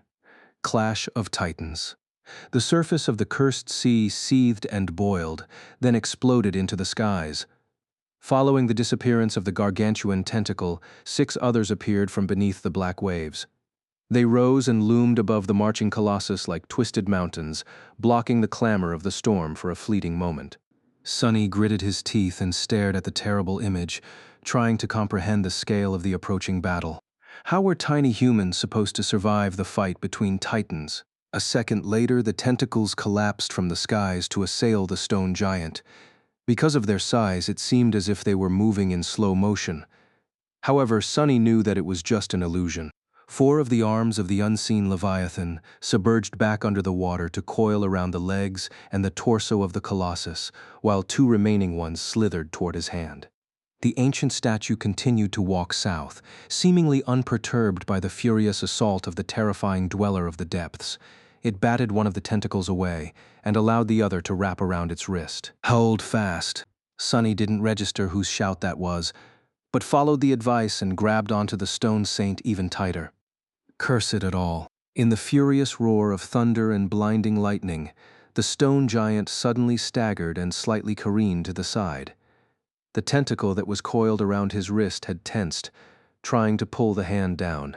The power hiding in its black, oily, bulbous flesh was so harrowing that several cracks appeared on the surface of the ancient stone.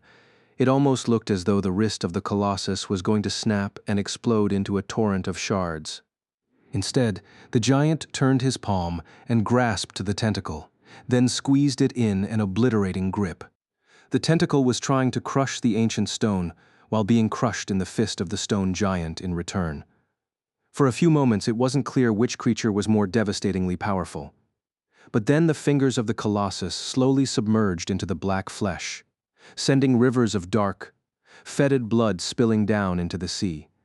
Soon the tentacle was torn to shreds and had to retreat. However, the other 5 were already attacking the colossus from below. Sunny couldn't see through the black waters of the cursed sea, but he could vividly imagine 2 of them coiling around the legs of the ancient statue, 2 wrapping around its torso, and another one holding down the hand and the mason's hammer. Whatever the gigantic tentacles were doing seemed to have worked. The pace of the walking statue slowed, as if it had to struggle against an unimaginable weight that was dragging it back. The colossus staggered once more, then suddenly lurched forward and finally stopped. Not good. Through the soles of his feet, Sunny could feel the vibrations running through the ancient stone. The giant was trembling, as if straining to move his colossal body with all his strength. The circular platform they were hiding on slowly began to slope to the side, allowing even more waves to wash over it. The furious storm grew even stronger, as though celebrating the battle between two enormous creatures. The hurricane wind crushed into the cohort, pelting them with rain and seawater. The thunderclaps merged into one continuous, deafening roar, and the flashes of lightning were surrounding them like a net woven from celestial flame. Suddenly, the ancient statue shuddered and changed its angle. It was almost as if the colossus was bending his waist and leaning forward. Sunny's eyes widened. He instinctively understood what was about to happen. He wasn't the only one. As the stone saint followed his command and fell to her knees to thrust a hand into a crack in the stone, Nephis screamed, "We're going under. Hold your breaths." Here we go again. In the next second, the colossus leaned forward and dove under the turbulent surface of the waves. Sunny barely had time to inhale deeply. Then, the cohort was once again in the cold embrace of the cursed sea. Only, unlike the previous day when they had to cross the canyon, this time they were being pulled deep into the void of darkness instead of across it. Feeling a powerful current rush past him, Sunny held on for his dear life and waited. If he was right about what the colossus was doing, they still had a chance to survive. As the pressure of the black water grew heavier and the cold of the lightless void seeped into his bones, the circular platform suddenly stopped and swayed lightly. Despite being submerged deep underwater, Sunny could hear a loud, indescribable sound spreading through the vast expanse of the cursed sea. Gods, gods. Even though he knew that the gods were dead, he couldn't help but call out to them. But all that answered him was silence. Then, finally, the body of the colossus swayed once more and suddenly began to move up, with the same speed that they were pulled into the depths. The cohort was now being lifted from the darkness of the cursed sea, back into the furious embrace of the storm. Sunny was barely conscious by the time the shoulders of the colossus broke the surface of the water and the circular platform appeared above the waves. Glancing around, he counted the members of the cohort and made sure that no one was washed away during this harrowing dive. Then, he steeled himself and turned his head to peer forward. The ancient giant had not been pulled into the black water by the unseen horror of the depths. Instead, once the gigantic tentacles had proven to be a nuisance, he had simply leaned forward and scooped the abyssal creature from the bottom of the sea. And now the colossus was holding it in his hand, rising the leviathan into the raging skies. Even knowing that gazing upon the true appearance of the horror of the depths was not the safest of ideas, Sunny couldn't help but look. What he saw made him shiver. Chapter 240, Gaze of the Unknown. Held in the ancient statue's hand was a gargantuan skull that looked almost like that of a human, but simultaneously vastly different. Apart from the size, the shape of it was all wrong. If Sunny had to describe what exactly was different about it, he would have trouble putting it into words, but everything about the skull screamed of wrongness, malignity, and evil. The vile aura it radiated was almost palpable to the touch.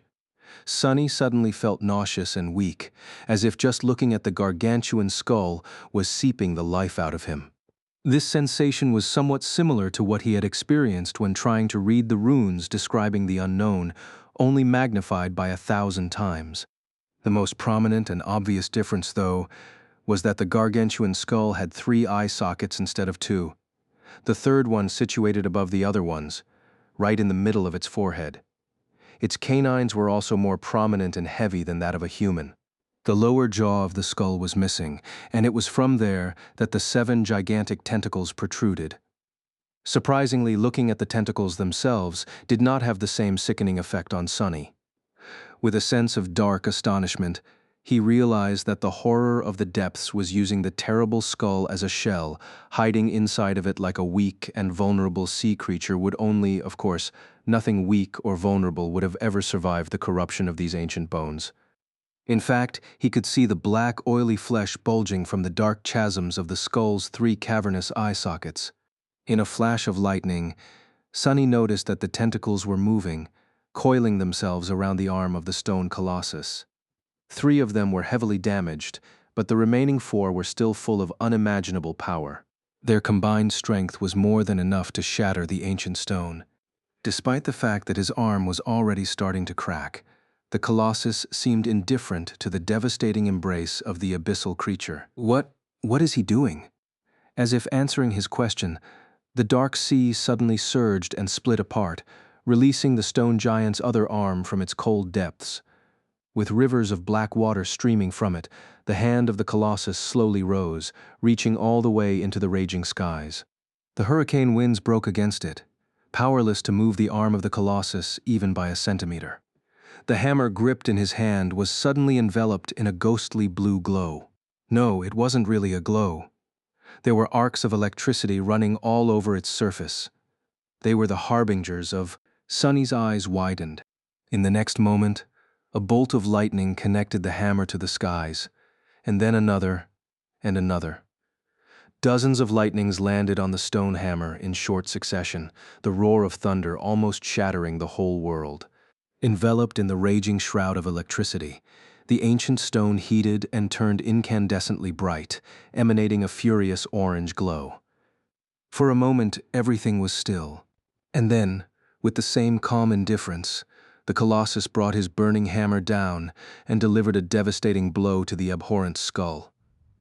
The beak of the hammer easily shattered the ancient bone and sank deep into the flesh of the horror hiding within. Sonny stared, paralyzed by awe. But in the next moment, he was thrown back by a terrible, ear-piercing, cacophonous wail. That wail was like nothing that a living being should ever have been able to produce, and much louder than even the deafening thunder tearing the raging skies. It came from the dweller of the depth, whose body was deeply wounded by the stone Colossus. Peering at it, Sonny saw a vast wave of dark blood gush from the terrible wound delivered to the abyssal creature. No, not blood. It was something different. What flowed from the body of the horror of the depths was nothing but pure darkness, and the wall of it was heading right for them. Suddenly, Sonny was overwhelmed by a sense of mortal danger. What? To the rest of the cohort, the darkness spilling from the terror's body must have looked no different from the tenebrous mass of storm clouds that surrounded them, the black surface of the sea, or even the fated blood of the giant locusts that they had slain earlier. But Sonny, who could see through any shadow, knew instantly that it was not the same, because his gaze could not penetrate the lightless, undulating surface of it at all. Somehow he was certain that if that darkness touched their bodies, all of them would be done for, doomed to a fate 100 times worse than death. The kind of fate he couldn't even conceive of, let alone imagine. Twisting his body, Sonny opened his mouth and screamed as loud as he could. Neph, light. There was no more than a second left before the wave of darkness washed over them. If Changing Star was late even by a moment or wasted time thinking over his words and deciding whether she should listen to him. But she didn't. As soon as Nephis heard the unreserved panic in Sonny's voice, she instantly summoned her flames and channeled them into her sword. A blinding white radiance suddenly enveloped the cohort, pushing the blackness of the storm away. When the wave of true darkness that flowed from the abyssal creature's wound touched the pure light, it simply ceased to exist, disappearing like a vestige of nightmare in the brightness of the day. Sonny exhaled and fell to the stones, drained of all strength. Glancing forward, he saw the ancient Colossus remove his hammer and indifferently drop the harrowing giant's skull back into the surging waters of the cursed sea. The black tentacles weakly convulsed and unwrapped themselves from his arm, disappearing into the waves a few moments later. Without paying them any attention, the ancient statue lowered the hammer and continued its march south. It was as if nothing had happened. Sonny gritted his teeth and gathered whatever endurance he had left to grab onto the stone saint once again. The storm was still not over. However, somehow, it didn't seem as frightening and dangerous anymore. Indeed, nothing else happened to them. Hours later, the raging winds grew weaker, and the torrent of rain slowly turned into a light drizzle. The veil of tenebrous clouds was slowly torn apart, and the rays of sunshine shone through the tears. The storm was over. Lying on the cold stone surface, Sonny stared at the sky and grimaced. Comparatively safe, my ass. Chapter 241, halfway. As it turned out, the cohort had endured the fury of the heavens for almost an entire day. Before the storm had appeared, the night had still been far away, and now it was already a new morning. The Colossus was steadily marching south, completely unshaken by his terrifying battle with the abyssal Leviathan. Sunny was growing more and more certain that the ancient statue, while brought to a semblance of life by some unknown power, was not truly sentient. The headless giant was more like an echo than a living thing, but then even echoes seemed to possess some remnants of a personality. At least his poor scavenger had one. Quiet Dancer often behaved like a prudish and cantankerous young woman too, no matter how strange it was to describe a flying rapier in that way. Not to mention Shadows, who were much more alive than Sunny felt comfortable admitting. Compared to all of them, the Colossus seemed rather lifeless. Just what kind of a being was he? Sprawled on the ground, Sunny glanced sideways and observed the stone saint, who was standing indifferently at the edge of the platform. He wondered what this living statue thought of her strange colossal sibling. Was she in awe of him, or didn't care one way or another? It was hard to tell, but then again he was not in the mood to think too much right now. Sunny was truly exhausted and hurting all over. Everyone was, really. Despite the incredible achievement of surviving the onslaught of 2 entire tribes of nightmare creatures, the storm, and an encounter with an actual horror of the depths, or rather because of it, the members of the cohort looked truly pathetic. Each of them was either laying on the stone surface of the swaying platform or sitting with a lost look on their face. They were all wounded, tired, and wet. Even Kai had lost his usual luster, and that alone screamed of how rough this recent hardship had been on them, even when compared to the usual ruthless reality of the Forgotten Shore. Well, no matter. They had survived. More than that, if Sunny wasn't wrong, the stone giant had already brought them more than 1,000 kilometers to the south, and by the evening, that number was going to double. A quick way to travel across the labyrinth, indeed. In 2 days, they were going to traverse 10 times more ground than Sunny, Nephis, and Cassie had managed in 2 months of their bloody journey to the Dark City, and they had only achieved that much thanks to the desperate decision to travel by boat. Not bad, even if they had to endure a few hours of pure torture and a couple of near-death moments. Plus, the speed wasn't the only benefit that riding atop the ancient Colossus had brought them. With a subtly satisfied expression, Sunny listened to his body and smiled. Even without summoning the runes, he knew that he was once again at the same level as he had been before creating the Shadow Saint, and even above it. But there was no harm in looking, right? As the shimmering runes appeared in the air in front of him, Sunny found the familiar cluster and blinked. Shadow fragments.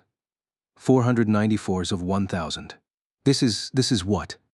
Although he knew that the battle against giant locusts and ghastly flowers brought him a bountiful harvest of fragments, he was still astonished to see just how many he had gained.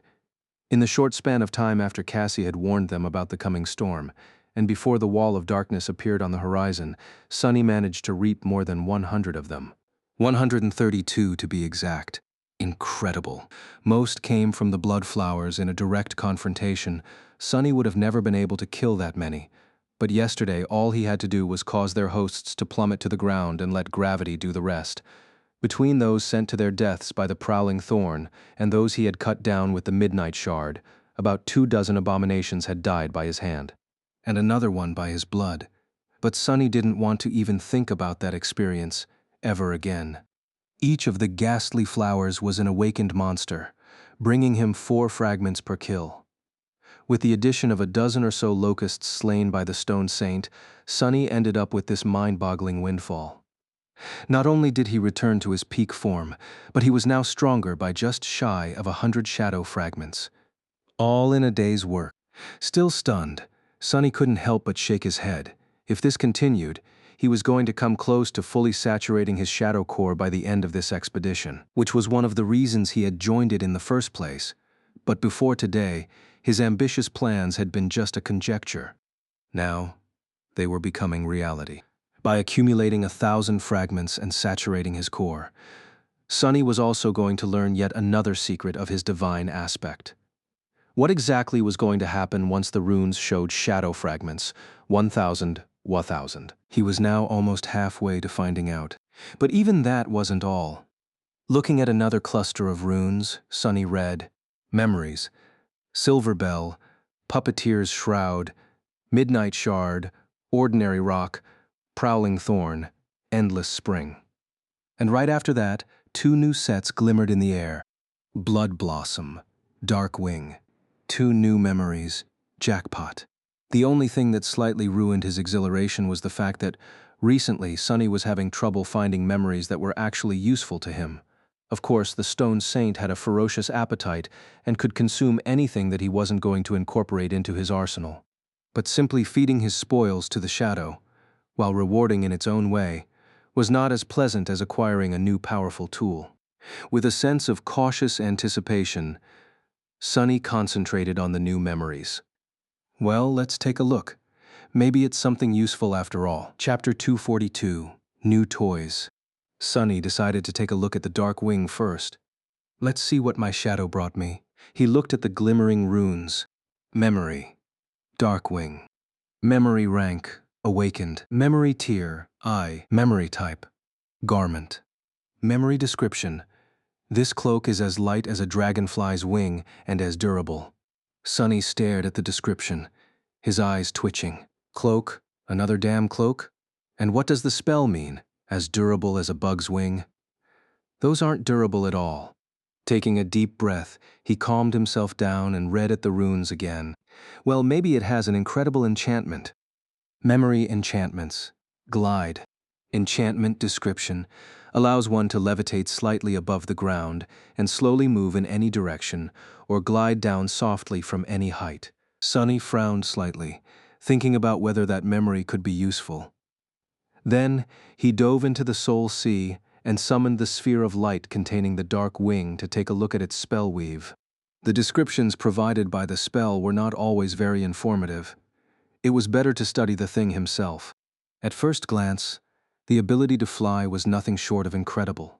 Amazing, even. Sunny had heard that there were memories that gave their owners literal wings, but never expected to encounter one before becoming an awakened, or even a master. However, their usefulness differed from case to case. There were questions of height, speed, and control. No memory could have given someone the ability to fly as fast and as unrestrained as Kai could, but some came close.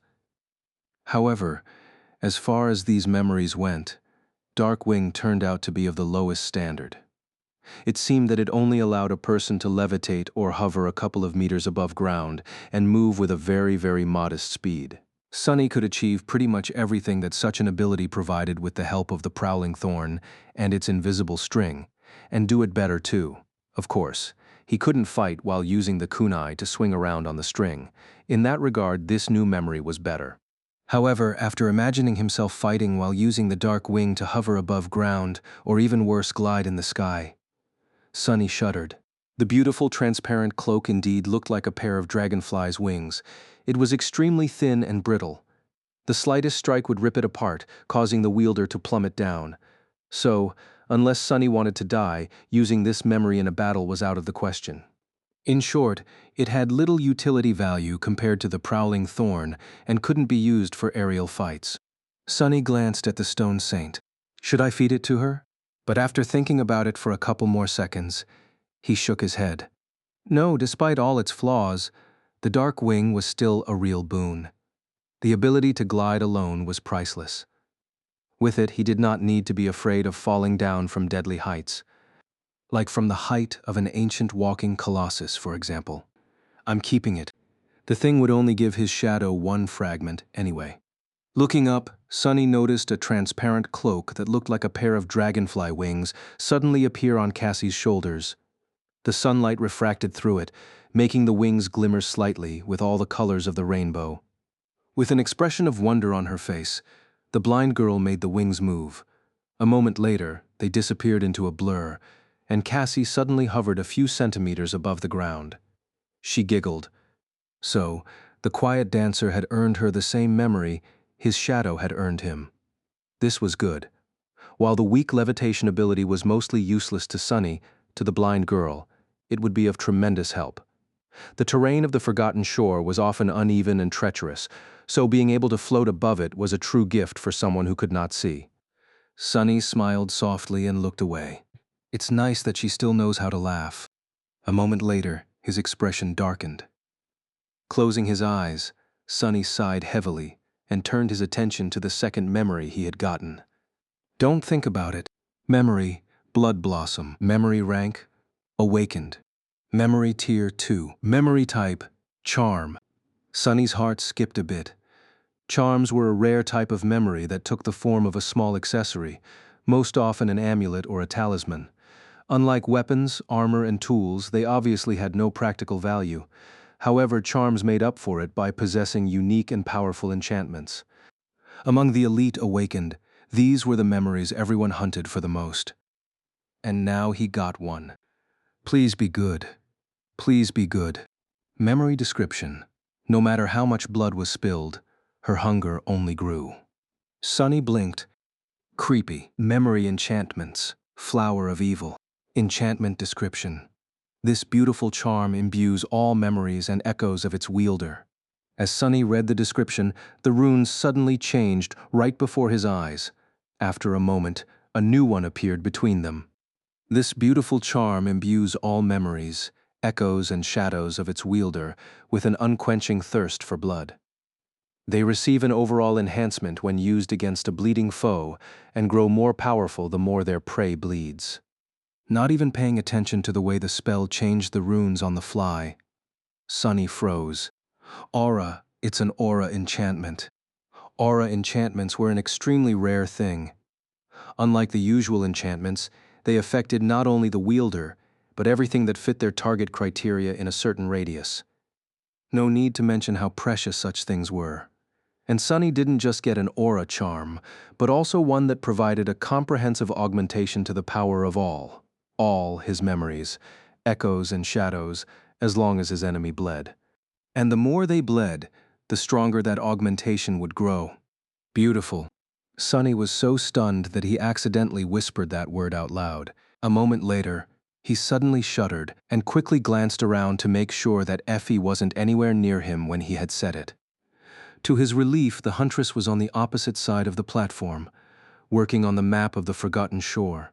Sunny exhaled and furtively wiped the sweat off his forehead. Phew, that was close. Then, a wide grin slowly appeared on his face. With a satisfied sigh, he rested his head on the stone and thought, "Sorry, Saint, today you shall remain hungry." Chapter 243, Fangs of a Dragon. By the middle of their second day of traveling through the labyrinth atop the ancient colossus, an ominous dark line appeared on the horizon. With every minute, it slowly grew closer. Pretty soon, Sunny was able to tell that they were headed toward a vast mountain chain. The mountains seemed to serve as a border between the forgotten shore and the rest of the dream realm. They were tall and jagged, piercing the skies like the fangs of a giant dragon. Their distant peaks were covered in pristine white snow and wrapped in a veil of mist that streamed into the ravines and onto the ridges below.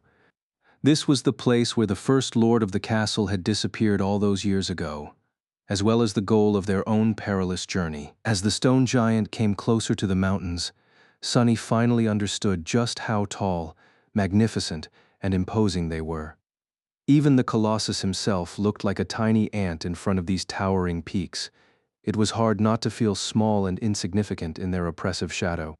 Slowly, the terrain of the labyrinth began to rise. The mounds of coral grew smaller, the distance between them increased, until finally there were as much black soil and stone outcroppings visible beneath, as there were islands of vivid crimson. Finally, the blades of coral became scarce. It was as though the labyrinth was reluctant to approach the foothills of the misty mountains, or simply unable to. As the gargantuan statue approached the border of the crimson forest, its steps slowed. The Colossus seemed to be struggling to move any further. His body was slightly bent, as if he was fighting against strong wind or some invisible force that was relentlessly pulling him back into the labyrinth. Even his prodigious might was not enough to defeat the pull of the ancient curse. Finally, the stone giant staggered and stopped. This was the moment they were waiting for. Castor, Effie, and Nephis were already climbing down, while Sunny, Cassie and Kai stood at the edge of the circular platform. Looking down, Sunny sighed and glanced at the charming archer. "If this doesn't work, you're going to catch me, right?" Kai raised his elegant eyebrows, then smiled at him dazzlingly. "Why, of course. It would be my pleasure." Sunny's eye twitched. Shaking his head, he summoned the dark wing and turned away. Immediately, a cloak in the shape of two transparent wings appeared on his back. If there was one thing calming Sunny down, it was that his shadow was already on the ground. He had sent it down in advance to scout out the landing zone and make sure that nothing was waiting for the members of the cohort below. The stone saint was now standing there looking like a tiny black dot from the height of the ancient statue's neck. No sense in prolonging this. Gritting his teeth, Sunny commanded the dark wing to raise him above ground and stepped into emptiness. For a moment he was consumed by primal fear, but then Sunny felt that instead of plummeting down to shatter on the rocks, his body was smoothly gliding through the air. He was still losing altitude, but at a safe and pleasant pace. Two transparent wings had turned into a blur behind his back. Actually, this feeling was exhilarating.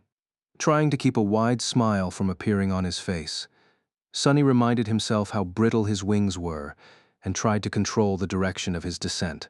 All it took was a slight shift of his posture and a mental command to the dark wing. Soon, Sunny was gliding down in a wide spiral, enjoying the feeling of wind whistling in his ears. It's a shame that others can't experience this. Initially, he was planning to take Effie on the ride of her life.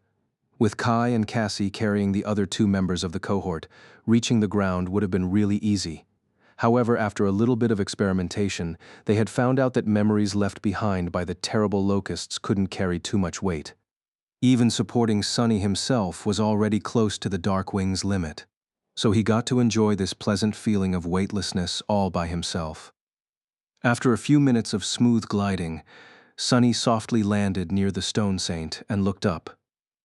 Kai and Cassie were right behind him, and slightly above, already reaching the knees of the Colossus, were the other three members of the cohort. This memory might be better than I gave it credit for. Still not usable in a battle, but very handy nevertheless. Soon, they were all reunited in the shadow of the ancient statue. A few moments later, the Colossus trembled. Slowly, it turned around and took a giant step. The ground trembled as his feet landed on it. The 6 humans stood silently, watching the ancient statue walk away. It was heading east, moving parallel to the impregnable wall of the Draconian Mountains. Sunny suspected that the stone giant had walked all around the forgotten shore thousands of times, and now was at the start, or the end, of another loop. The stone saint was watching the headless giant walk away too. Sunny glanced at her, wondering once again if his shadow felt something toward this enormous creature. He got a strange sensation that she did. However, it wasn't awe as Sunny had suspected. If anything, the hint of emotion hiding deep in the ruby eyes of the stone saint was that of disdain. Curious. Back at the ruined cathedral, Sunny had noticed that the Black Knight's armor bore a visible resemblance to that of his taciturn shadow. However, it didn't seem as though both came from the same source. It was more like the armor of the fallen devil was derived from that of the living statues, almost as if someone had tried to replicate their armaments, but only managed to create a lesser facsimile. Was the stone giant the same? A failed attempt at repeating the same miraculous act of creation that had put a spark of true life into the stone saint and her brethren. There was no way to know. But still, Sunny couldn't help but wonder. Soon, the ground stopped trembling, and the figure of the mechanically marching Colossus disappeared into the gray fog. A few moments later, Nephis sighed and turned around to face the mountains. It was time to find a place to spend the night. Tomorrow morning they were going to start their search for the lost expedition. Chapter 244, Death Zone. This high into the foothills of the mountains, they didn't have to look long for a suitable shelter. In fact, they could have simply camped in the open. The dark sea couldn't get to them anymore. As the night descended and enveloped the world in the familiar veil of absolute darkness, Sunny volunteered to be the first one to stand watch. Gazing down the sloping surface of the rocky ground, he watched as the black water slowly rose from the distant crimson forest of the labyrinth. It crawled up the steep slope of the foothills, straining to devour as much of them as it could, but then stopped hundreds of meters away from the place where the cohort had made their camp and swayed gently, unable to move any further. Just like the headless colossus had not been able to. Looking at the powerless waves, Sonny finally allowed himself to believe that they were now outside of the forgotten shore. Or, more precisely, at the very edge of it. In any case, the cursed sea was no longer a threat to them. How strange. Sonny had grown accustomed to living in the constant fear of this transient abyss. Even in the dark city, he was constantly aware of its oppressive presence. No one was free of the frightening thoughts about what would happen if the seemingly unassailable wall of the city finally gave in and fell, opening the way to the flood of darkness. But now, they were safe from it. For now, with a sigh, Sonny summoned the blood blossom. An intricate pendant in the shape of a beautiful red flower soon appeared, hanging on a black thread around his neck. He admired it for a few short moments and then hid the charm under his armor. It was better to be safe than sorry. Relaxing now was not the brightest of ideas. Yes, the dangers of the dark sea were now behind them, but he was ready to bet that actually escaping the clutches of the forgotten shore was not going to be that easy. And who said that the place beyond this desolate hell was any better?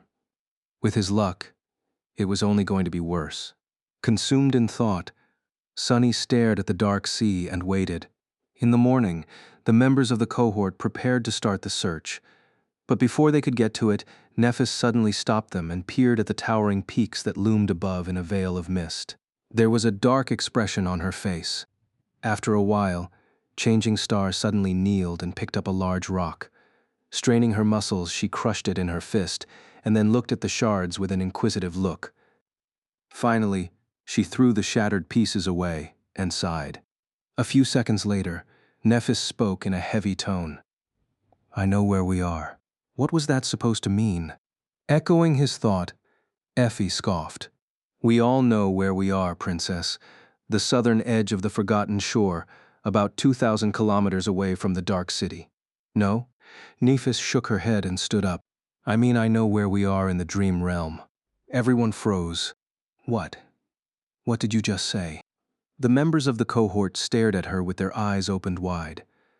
The words Changing Star had said hit them like a bolt of lightning. She pointed at the draconian peaks and said, her voice even, "We are north of the Hollow Mountains. I am sure of it."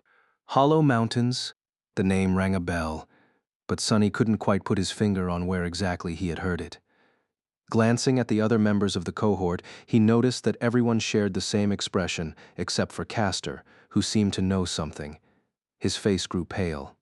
Nephis lingered for a few moments, and then explained, "Human sphere of influence in the dream realm is not very large, but it has been slowly expanding for the last 30 years.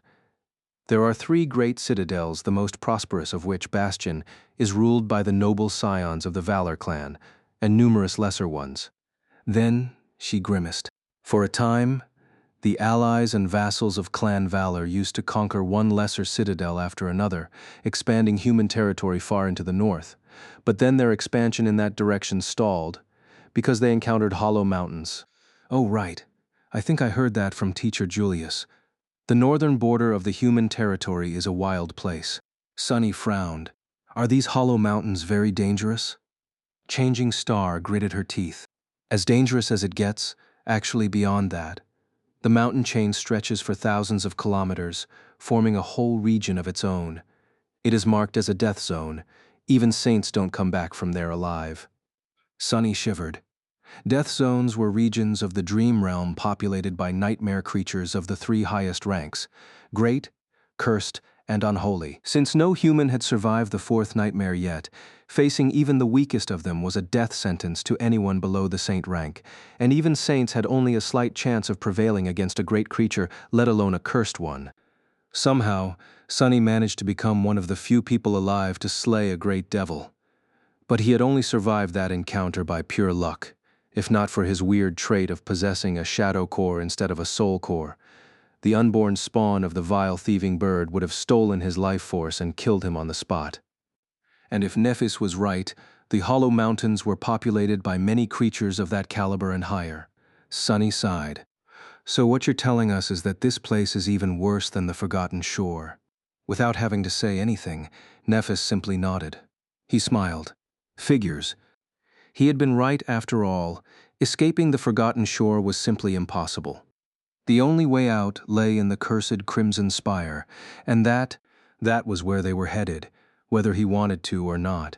With a dark expression on his face, Sunny stared at the jagged peaks of the hollow mountains and said, "So we are going there?" Nephis lingered for a few moments, and then answered calmly, "Let's hope not. We only need to get as far as the First Lord had gotten. That should be close to where we are right now." Sunny looked at her and nodded. "In that case, let's not waste any time. The sooner we return into the labyrinth, the better." Gee, I never thought I would be impatient to return to that damned hellhole. You just never know what the future holds, huh? Chapter 245, Theater of Giants. Armed with the understanding of just how dangerous the beautiful mountains towering above them were, the cohort set out deeper into the foothills. Because they didn't know much about the area and what type of creatures populated it, they decided to stay together. While it would have been much easier to send Kai to take a look around from above, no one wanted to take this risk. As the result, the 6 humans moved in a tight group, much like they had on the narrow streets of the Dark City and in the labyrinth. However, the landscape around them was vastly different. There were no growths of crimson coral covering the ground, just grass and outcroppings of gray rock. It almost felt like they were back on Earth. Strangely, that made Sunny feel uncomfortable. Looking around, he could see far in every direction, with no walls of coral or ancient, ruined buildings obscuring his view. That made it harder for the nightmare creatures to ambush the cohort, but also impossible for the cohort to hide from anything that could have been watching. That is true, but where are all the monsters? Indeed, no matter how hard Sunny looked, he couldn't see any movement whatsoever. It was as if the entire area was completely dead. They were surrounded by complete silence, which was broken only when a member of the cohort made a sound. The picturesque scenery could have been peaceful, but felt eerie instead. Even Sunny's shadow seemed uncharacteristically listless, full of unease. They continued to move forward. The plan was very simple, because of Cassie's vision. They knew that the First Lord and his companions had traveled to the mountains the same way that they did, or at least followed the same route. That meant that both cohorts entered the foothills at approximately the same spot. The other thing Cassie had told them was that they were searching for a vast pit in the stone. It was hard to miss something like that, so all they had to do was to move deeper into the foothills and look around. The ground beneath their feet gently sloped upward. As time passed, it grew more and more rocky, and the incline became rather steep. Soon they were surrounded by tall boulders and had to walk on bare stone. At some point, Sunny looked back and was surprised to realize how high above the labyrinth they had climbed. By now it was far away and below them, looking like a vast crimson sea. A strange sensation settled in his heart. With a bit of introspection, Sunny realized that it was something he had lost a long time ago. The feeling of being connected to the rest of humanity. Even though all of them understood that crossing the hollow mountains was an impossible task, simply knowing where they were in relation to the rest of the awakened made all the difference. They might have been just as stranded as they had been before, but at least they weren't lost anymore. What a nice but useless thought. With a sigh, he turned around and hurried to catch up with the rest of the cohort. The sun was still high in the sky when they found the pit Cassie had described. It was situated in a valley just at the point where the foothills turned into proper mountains, and turned out to be something different from what everyone had imagined. Disturbingly, throughout the whole day, they had not met a single living thing. In any other circumstances, Sunny would have been glad because of this strange lack of nightmare creatures, but now it was just making him nervous. Standing at the edge of it, he looked down with a feeling of awe. Cut into the flesh of the mountains, a vast quarry lay below them. Despite its incredible scale, it was clearly made by humans. A road clinging to the slope of the circular pit led to the bottom of it, wide enough for 10 carriages to ride side by side. At the far end of the quarry, the gray slope of the mountain was cut and hollowed, creating something that resembled either colossal steps or seats of an amphitheater built for giants. Here and there, massive blocks of stone stood, as though ready to be transported back to the ancient city. Sunny studied the monolithic blocks of gray stone, then the size of the deep quarry. Something connected in his mind. So this is where the materials for the mighty wall of the Dark City had come from. He was certain of it. To think that the ancient inhabitants of the Forgotten Shore had transported all that stone from this far away, the thought of it was nothing short of humbling. Effie, meanwhile, was staring at something with a tense look on her face. Suddenly, she pointed to the center of the deep quarry and said, "Over there, look." Following her gaze, Sunny strained his eyes. For a couple of moments, he couldn't understand what the huntress was talking about, but then his heart skipped a bit. At the bottom of the quarry, there was a giant nightmare creature. The abomination was enormous, easily twice the size of the carapace demon, who had already been as tall as a house. It looked like a strange insect, somewhat resembling a weird mix of a rhinoceros beetle and a praying mantis, with a smooth carapace, massive horn, and deadly blades attached to the joints of its limbs. The whole creature seemed to be made out of stone and was the same color as the floor of the quarry. In fact, if not for Effie's warning, Sunny might have not even noticed it. That flesh, however, was broken and shattered, lying in piles on the ground. The giant stone demon was dead, and from the looks of it, it died by a human hand. Sunny turned to Nephis and hesitated for a moment. "What do you think? Those are sword cuts, aren't they?" Changing Star was silent for a bit, and then said in a dark tone, "It's hard to tell. We'll need to get closer to take a proper look." Chapter 246. Irrefutable Proof. Ready for the worst, the cohort summoned their weapons and slowly moved down the wide road that led to the bottom of the quarry. From reaching the foothills of the Hollow Mountains till now, they had not met a single nightmare creature, but that was not a reason to lower their guard. Walking on the ancient path, all of them couldn't help but steal glances at the corpse of the giant stone demon, as though expecting it to come back to life and attack them at any moment. If living on the Forgotten Shore had taught him anything, it was to always expect the worst. Some time later, Effie spoke. "See those deep fractures on the floor of the quarry? I think that this thing had burrowed from below. So watch your step." Remembering his encounter with the rolling stone, Sunny looked down with a sour expression. That clumsy creature was more funny than dangerous, but only because its teeth were vastly outclassed by the puppeteer's shroud. If something with more bite were to ambush them from below, who knew what was going to happen? With a simple thought, Sunny summoned the stone saint and ordered her to keep close. The taciturn monster stared at the tall peaks of the Hollow Mountains for a few moments, as though subtly affected by the sight of them. Then, she lowered her head and silently followed his command. After tense and exhausting half an hour of descending into the deep pit, the cohort finally got close to the remains of the giant stone insect. Cautiously stopping a few dozen meters away from it, they hesitated, not sure how to proceed. Finally, Nephis sighed and walked forward, approaching the shattered body of the dead demon. If that was what it had been or was, as their leader came close enough to the carcass to touch it with her hand, all of them held their breaths. A few seconds went by, then a few more. Nothing jumped at Changing Star from below the stones. The giant creature had not moved, nor had it shown any signs of coming back to life. The demon just lay there, its body shattered and broken, terrifying even in death. And it indeed was truly, really dead. Glancing at the indifferent saint, Sunny let out a sigh of relief. Even though he was prepared for a tough battle, he hoped that this time they would be able to avoid it. The members of the cohort had yet to fully recover from the harrowing journey atop the walking colossus, so they weren't in the best of shapes. Well, at least Sunny was not, partially because he had refused Neff's offer to vanquish his wounds with her purifying flame. They were healing fast thanks to the blood weave and the 500 shadow fragment almost that he had accumulated, but his body was yet to fully recover. Turning her head, Nephis looked at them and said, "Come closer." Encouraged by her words, the members of the cohort finally put their caution to rest and walked over to the dead creature. Of course, they were still prepared to instantly react in case something unexpected happened. The 6 of them spent a few minutes studying the remains to determine whether the terrible creature was killed by a human or something of its own kind. Sunny glanced at the tall mountains and spent a few seconds watching as the white mist rolled down from their peaks. flowing down the jagged slopes like a waterfall made of clouds. Well, how beautiful. With a sigh, he turned away from the wall of mist that was still some distance away from the valley where the quarry was situated and concentrated on the corpse of the stone demon. Whatever had killed it was not something Sunny would wish to meet in a battle. The flesh of the creature was, indeed, made of stone. That had not stopped the fearsome attackers, however.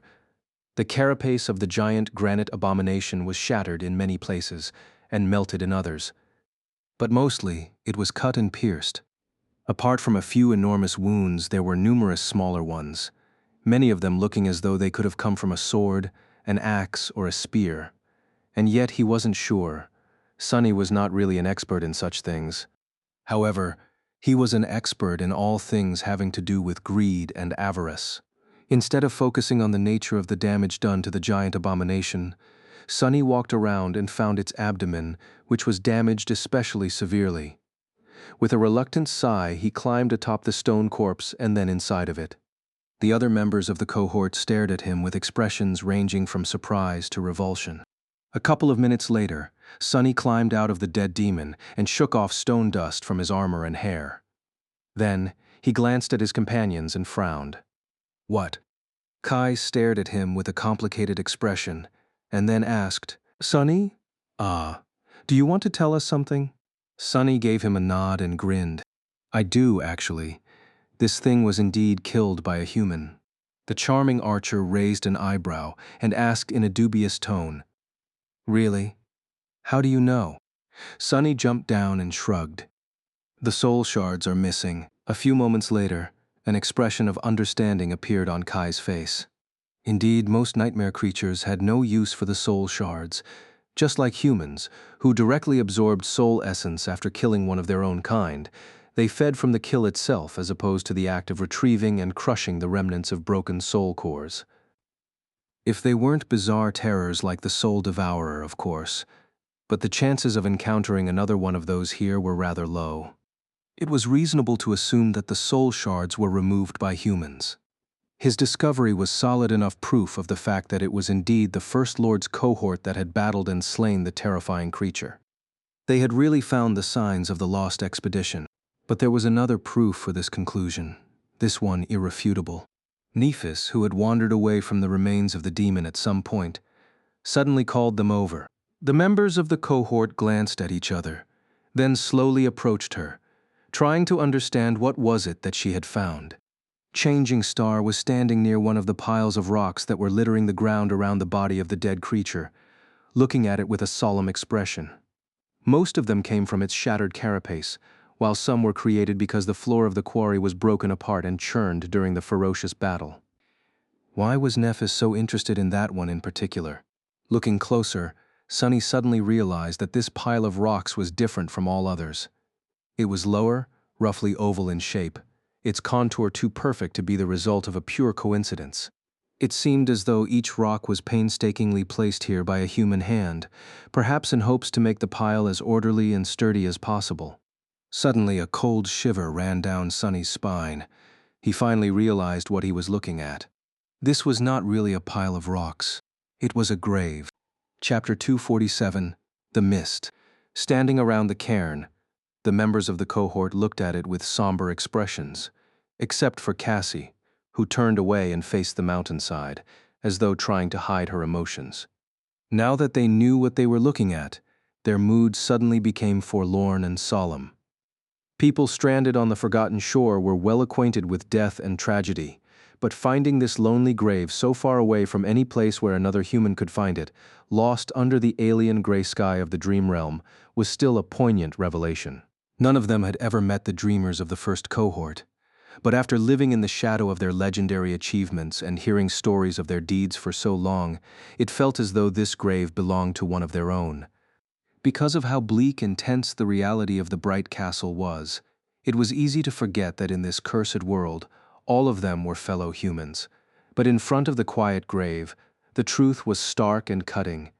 It was them alone against the endless tide of nightmare creatures, and every human life lost diminished them all. Sunny sighed and noticed that there were words carved into one of the stones placed on top of the cairn. It took him a while to make sense of the inscription, because it wasn't written with the runes he had grown accustomed to. Instead, it was written in simple letters of the human language, which looked strange and alien in this forsaken land. Cut into the stone by unknown means.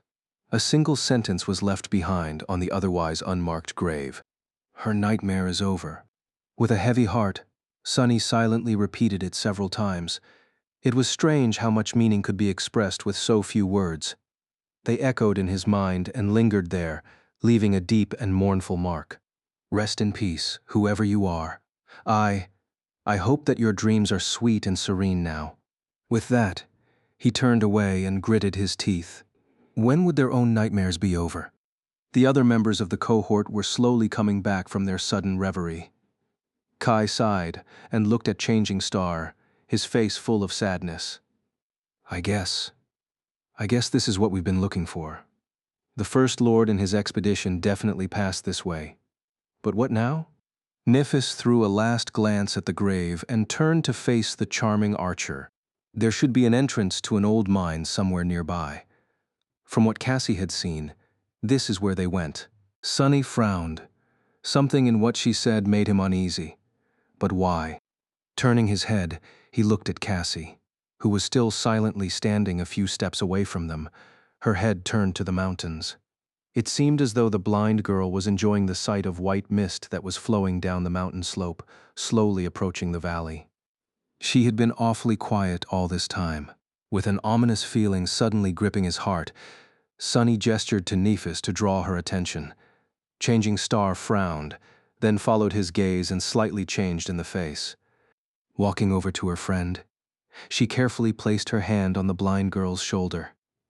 Instantly, Cassie flinched and turned around, her face pale. Cassie, did you see something?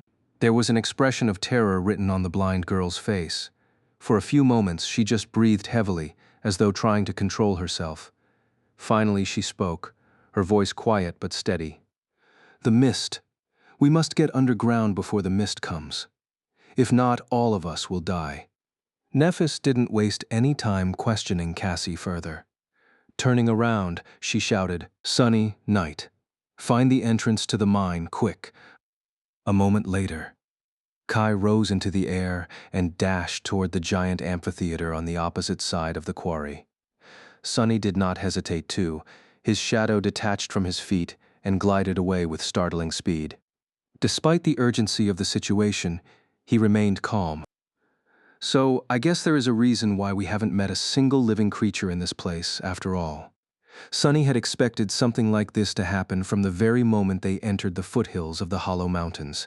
Even before learning about how dangerous these peaks were, he had already known that no land that the Crimson Coral was incapable of growing on could be safe. Castor, Effie, prepare to move as soon as the scouts find anything. Glancing at the white wall of mist that was already starting to seep into the valley, Nefis lingered for a moment, then summoned her sword. Behind her, Cassie rose slightly above the ground and unsheathed the quiet dancer, holding the elegant rapier in her left hand. Two transparent wings turned into a blur behind her back. Looking at them, Sunny sighed and walked over to stand near the stone saint. His mind was preoccupied with perceiving the world through the shadow. Then he closed his eyes to concentrate on his other senses. The shadow and Kai found the entrance to the mine almost simultaneously.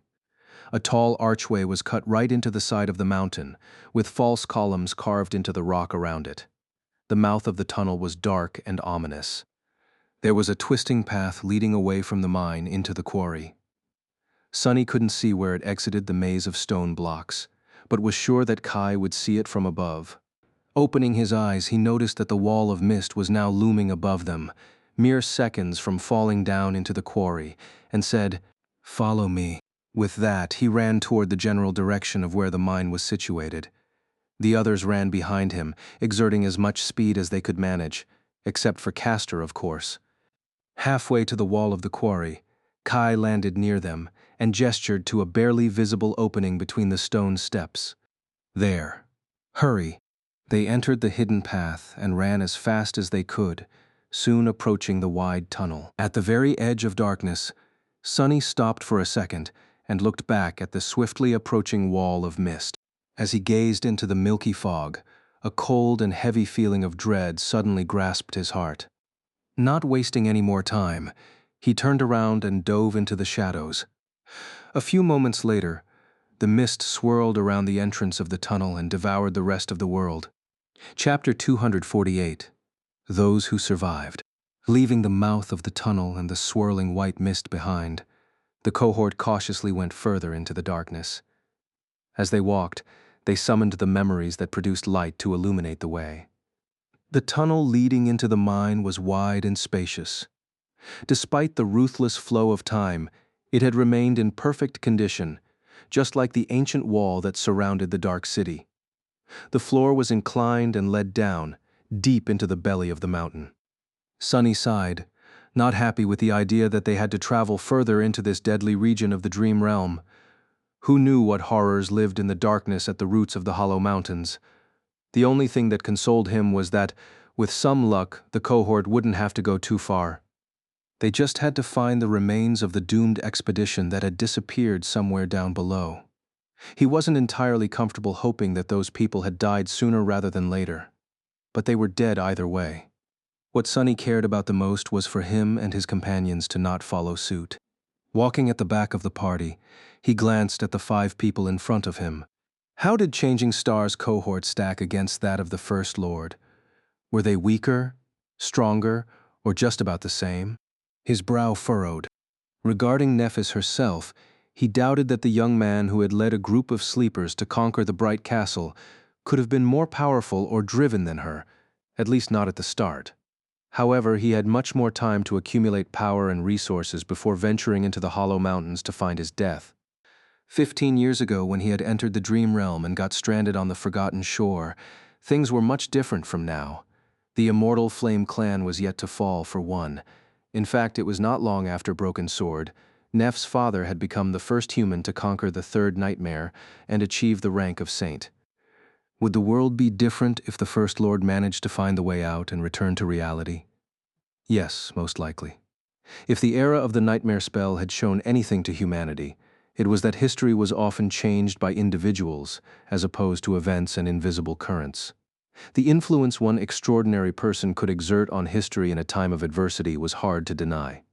From everything that Sunny knew about the First Lord, a man like him could have done a lot to improve the position humanity was in.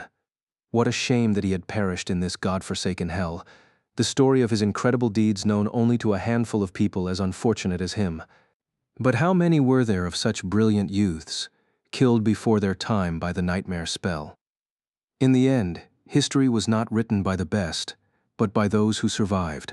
Glancing at the people walking in front of him, Sunny couldn't help but think, how many of us will survive? Each member of the cohort was incredibly strong. Just like Nephis was at least an equal to the First Lord, her companions were most likely equal to his. Because of Effie's light-hearted and carefree demeanor, it was easy to forget how fearsome of a warrior she was. The huntress had not survived 3 years of stalking monsters on the cursed streets of the dark city alone by accident. Hundreds upon hundreds of vicious nightmare creatures fell by her hand. As much as Sunny hated to admit it, Castor was a true powerhouse among the sleepers too. His incredible aspect ability, outstanding skill, cold intelligence, and the wide arsenal of inherited memories made him a deadly threat to anyone foolish enough to become his enemy. Kai was not as ferocious of a fighter as the core members of the cohort, but his ability to fly, coupled with the mastery of the bow and the ascended arrow that Sunny had sold him, made him a real menace in a battle too.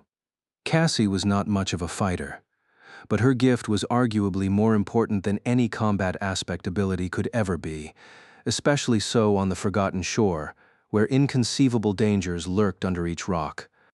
And then there was Sunny himself. Sunny was, perhaps, the deadliest of them all. If he wanted to, he could have killed every member of the cohort twice over. With the exception of Nephis herself, of course. If the two of them had to face each other in battle, he didn't count his chances too high. At least for now. As they walked deeper into the mine, there were more tunnels forking away from the main one. The cohort turned a few times, choosing the path that led further down underground. Soon the walls surrounding them changed. More and more they were decorated with the intricate stone carving that the inhabitants of the ancient city had loved so much. At first, these carvings were strictly decorative and mostly senseless, shaped into beautiful patterns of lines and simple images. But then, slowly, something about them changed. Sonny was, perhaps, the only one who paid attention to the carvings. Due to his passion for learning the history of this ancient civilization, he had spent a lot of time doing the same back in the Dark City, where there were a lot of similar things. He was still planning to clear the floor of the ruined library of rubble and study the vast fresco that was hidden beneath. The project he had been working on before the events of these recent weeks had taken him away. However, the condition of the carvings back in the ancient city was mostly terrible. The unknown disaster that had wiped out its inhabitants, the passage of time, and the nightmare creatures left most of them in ruins. Here in the remote mine, however, the carvings were preserved in pristine condition. When Sonny finally saw what was depicted on them, his breath became faster. The answers to many questions that were tormenting him were right there, carved into these walls.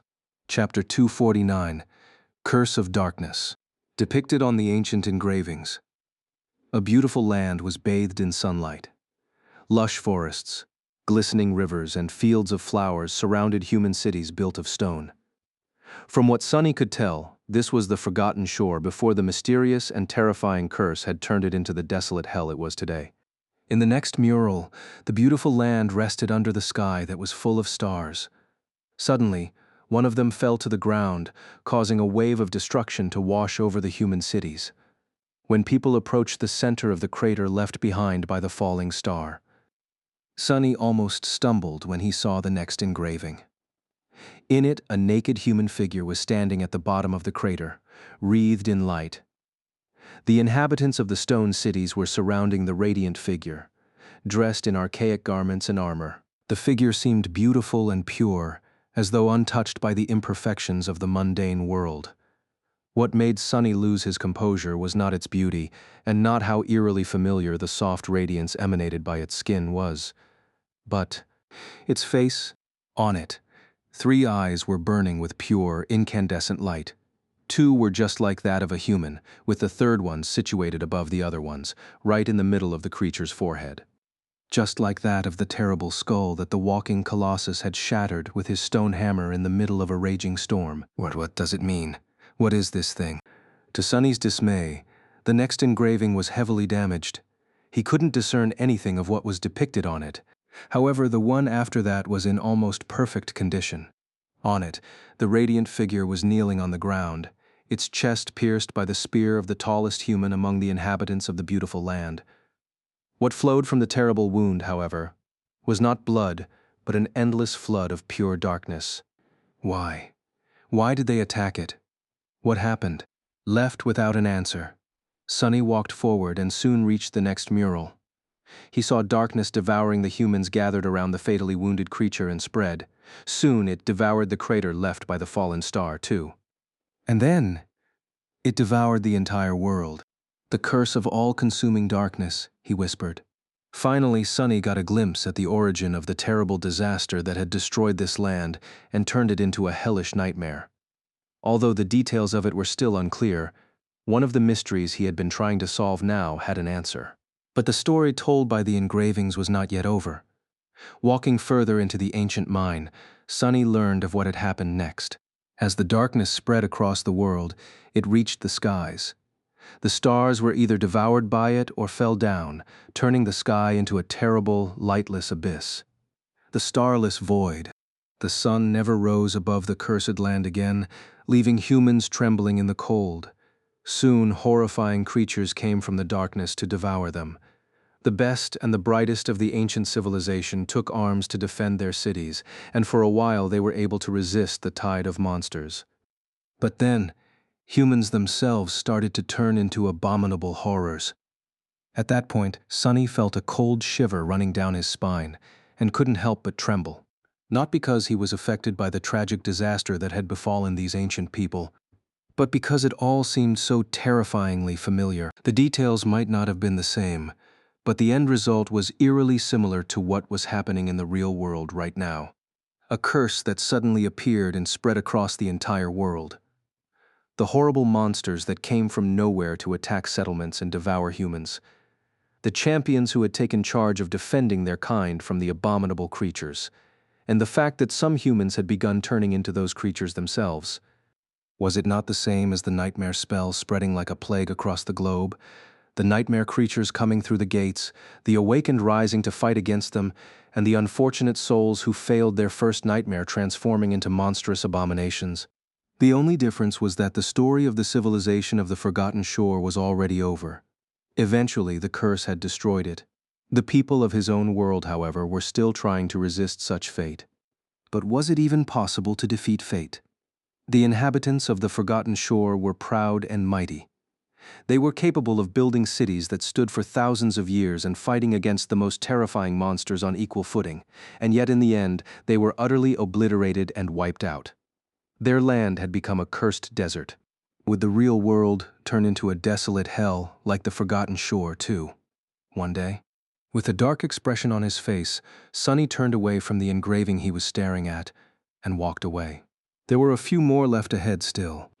On one of them, 7 heroes came together from different parts of the Dark Land.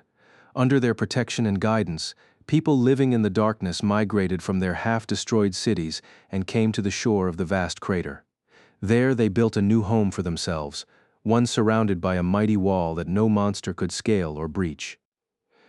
One of the heroes, a man depicted with a mason's hammer in his hand, was in charge of building the wall. Despite the fact that the part of the engraving depicting his face was damaged, it was unmistakably one of the 7 founders of the Starlight Legion, the man whose statue had carried them across the Forgotten Shore. In the second-to-last engraving, the mighty wall was finished, and the city was prospering amidst the darkness. The 7 heroes stood at some distance from it, surrounding. Sonny's eyes narrowed. The 7 heroes were surrounding an inconceivably tall tower. It loomed above them, connecting heaven and earth like the axis of the world. Despite its cyclopean height, the tower was still unfinished. The crimson spire, only it was not crimson yet, as there were no growths of cursed coral covering its walls. On the last engraving, the tower was complete, and on top of it, a new sun was burning bright, bathing the land and the celebrating people in the light once again. The darkness was gone. Chapter 250, Defiant Oath.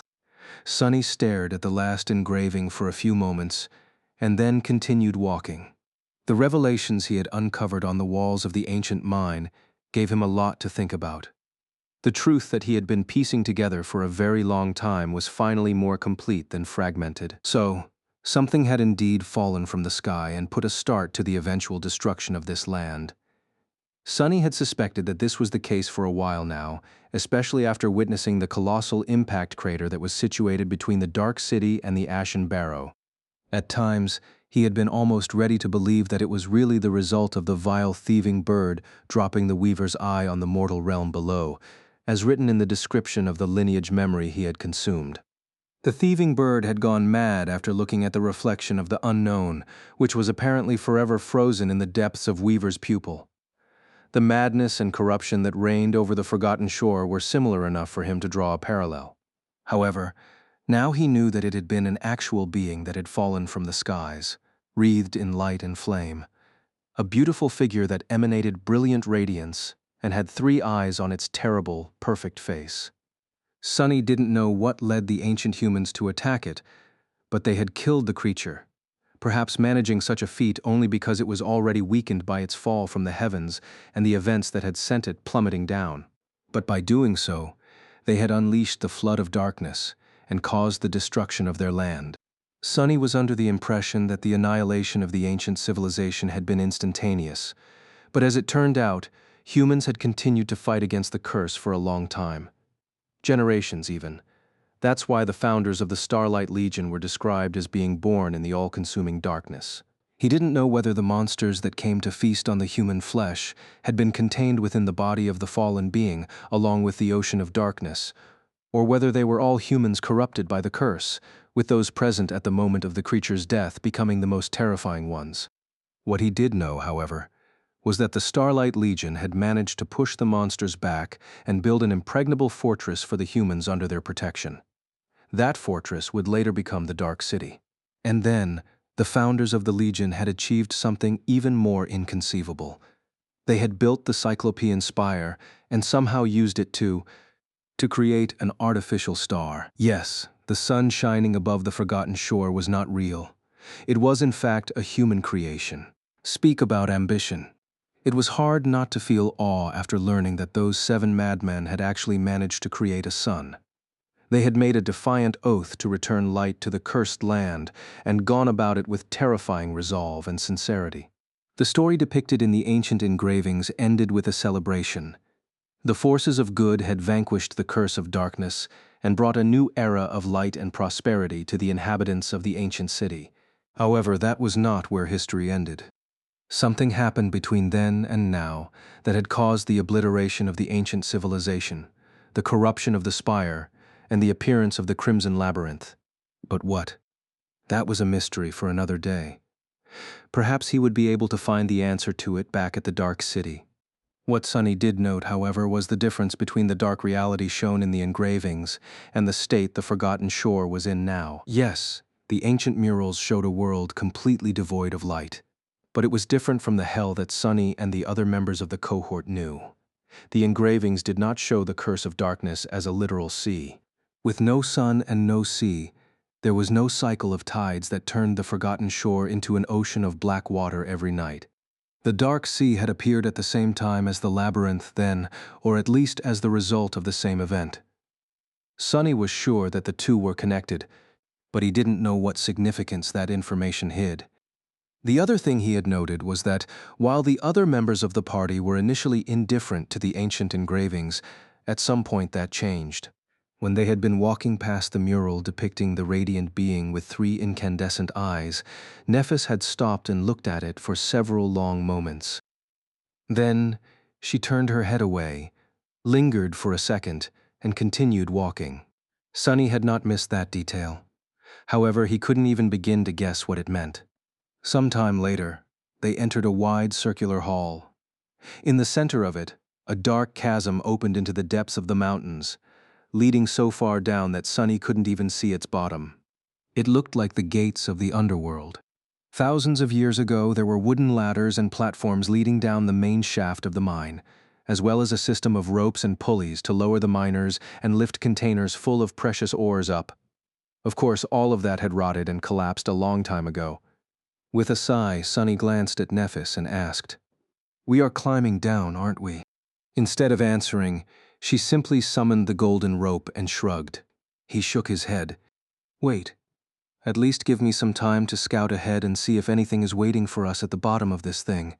With that, he sent his shadow down the wall of the endless shaft. The shadow wasn't very ecstatic at the prospect of gliding down into the depths of the scary well. Though giving Sunny a resentful glare, it sighed and dove down with visible reluctance. A few minutes later, the shadow reached as far down as the range of shadow control allowed. It was still not at the bottom of the mine, but at least there were no primordial horrors in its sight. Sunny summoned the dark wing and gave the members of the cohort a nod. "We can proceed. Be ready, though. Who knows what might happen?"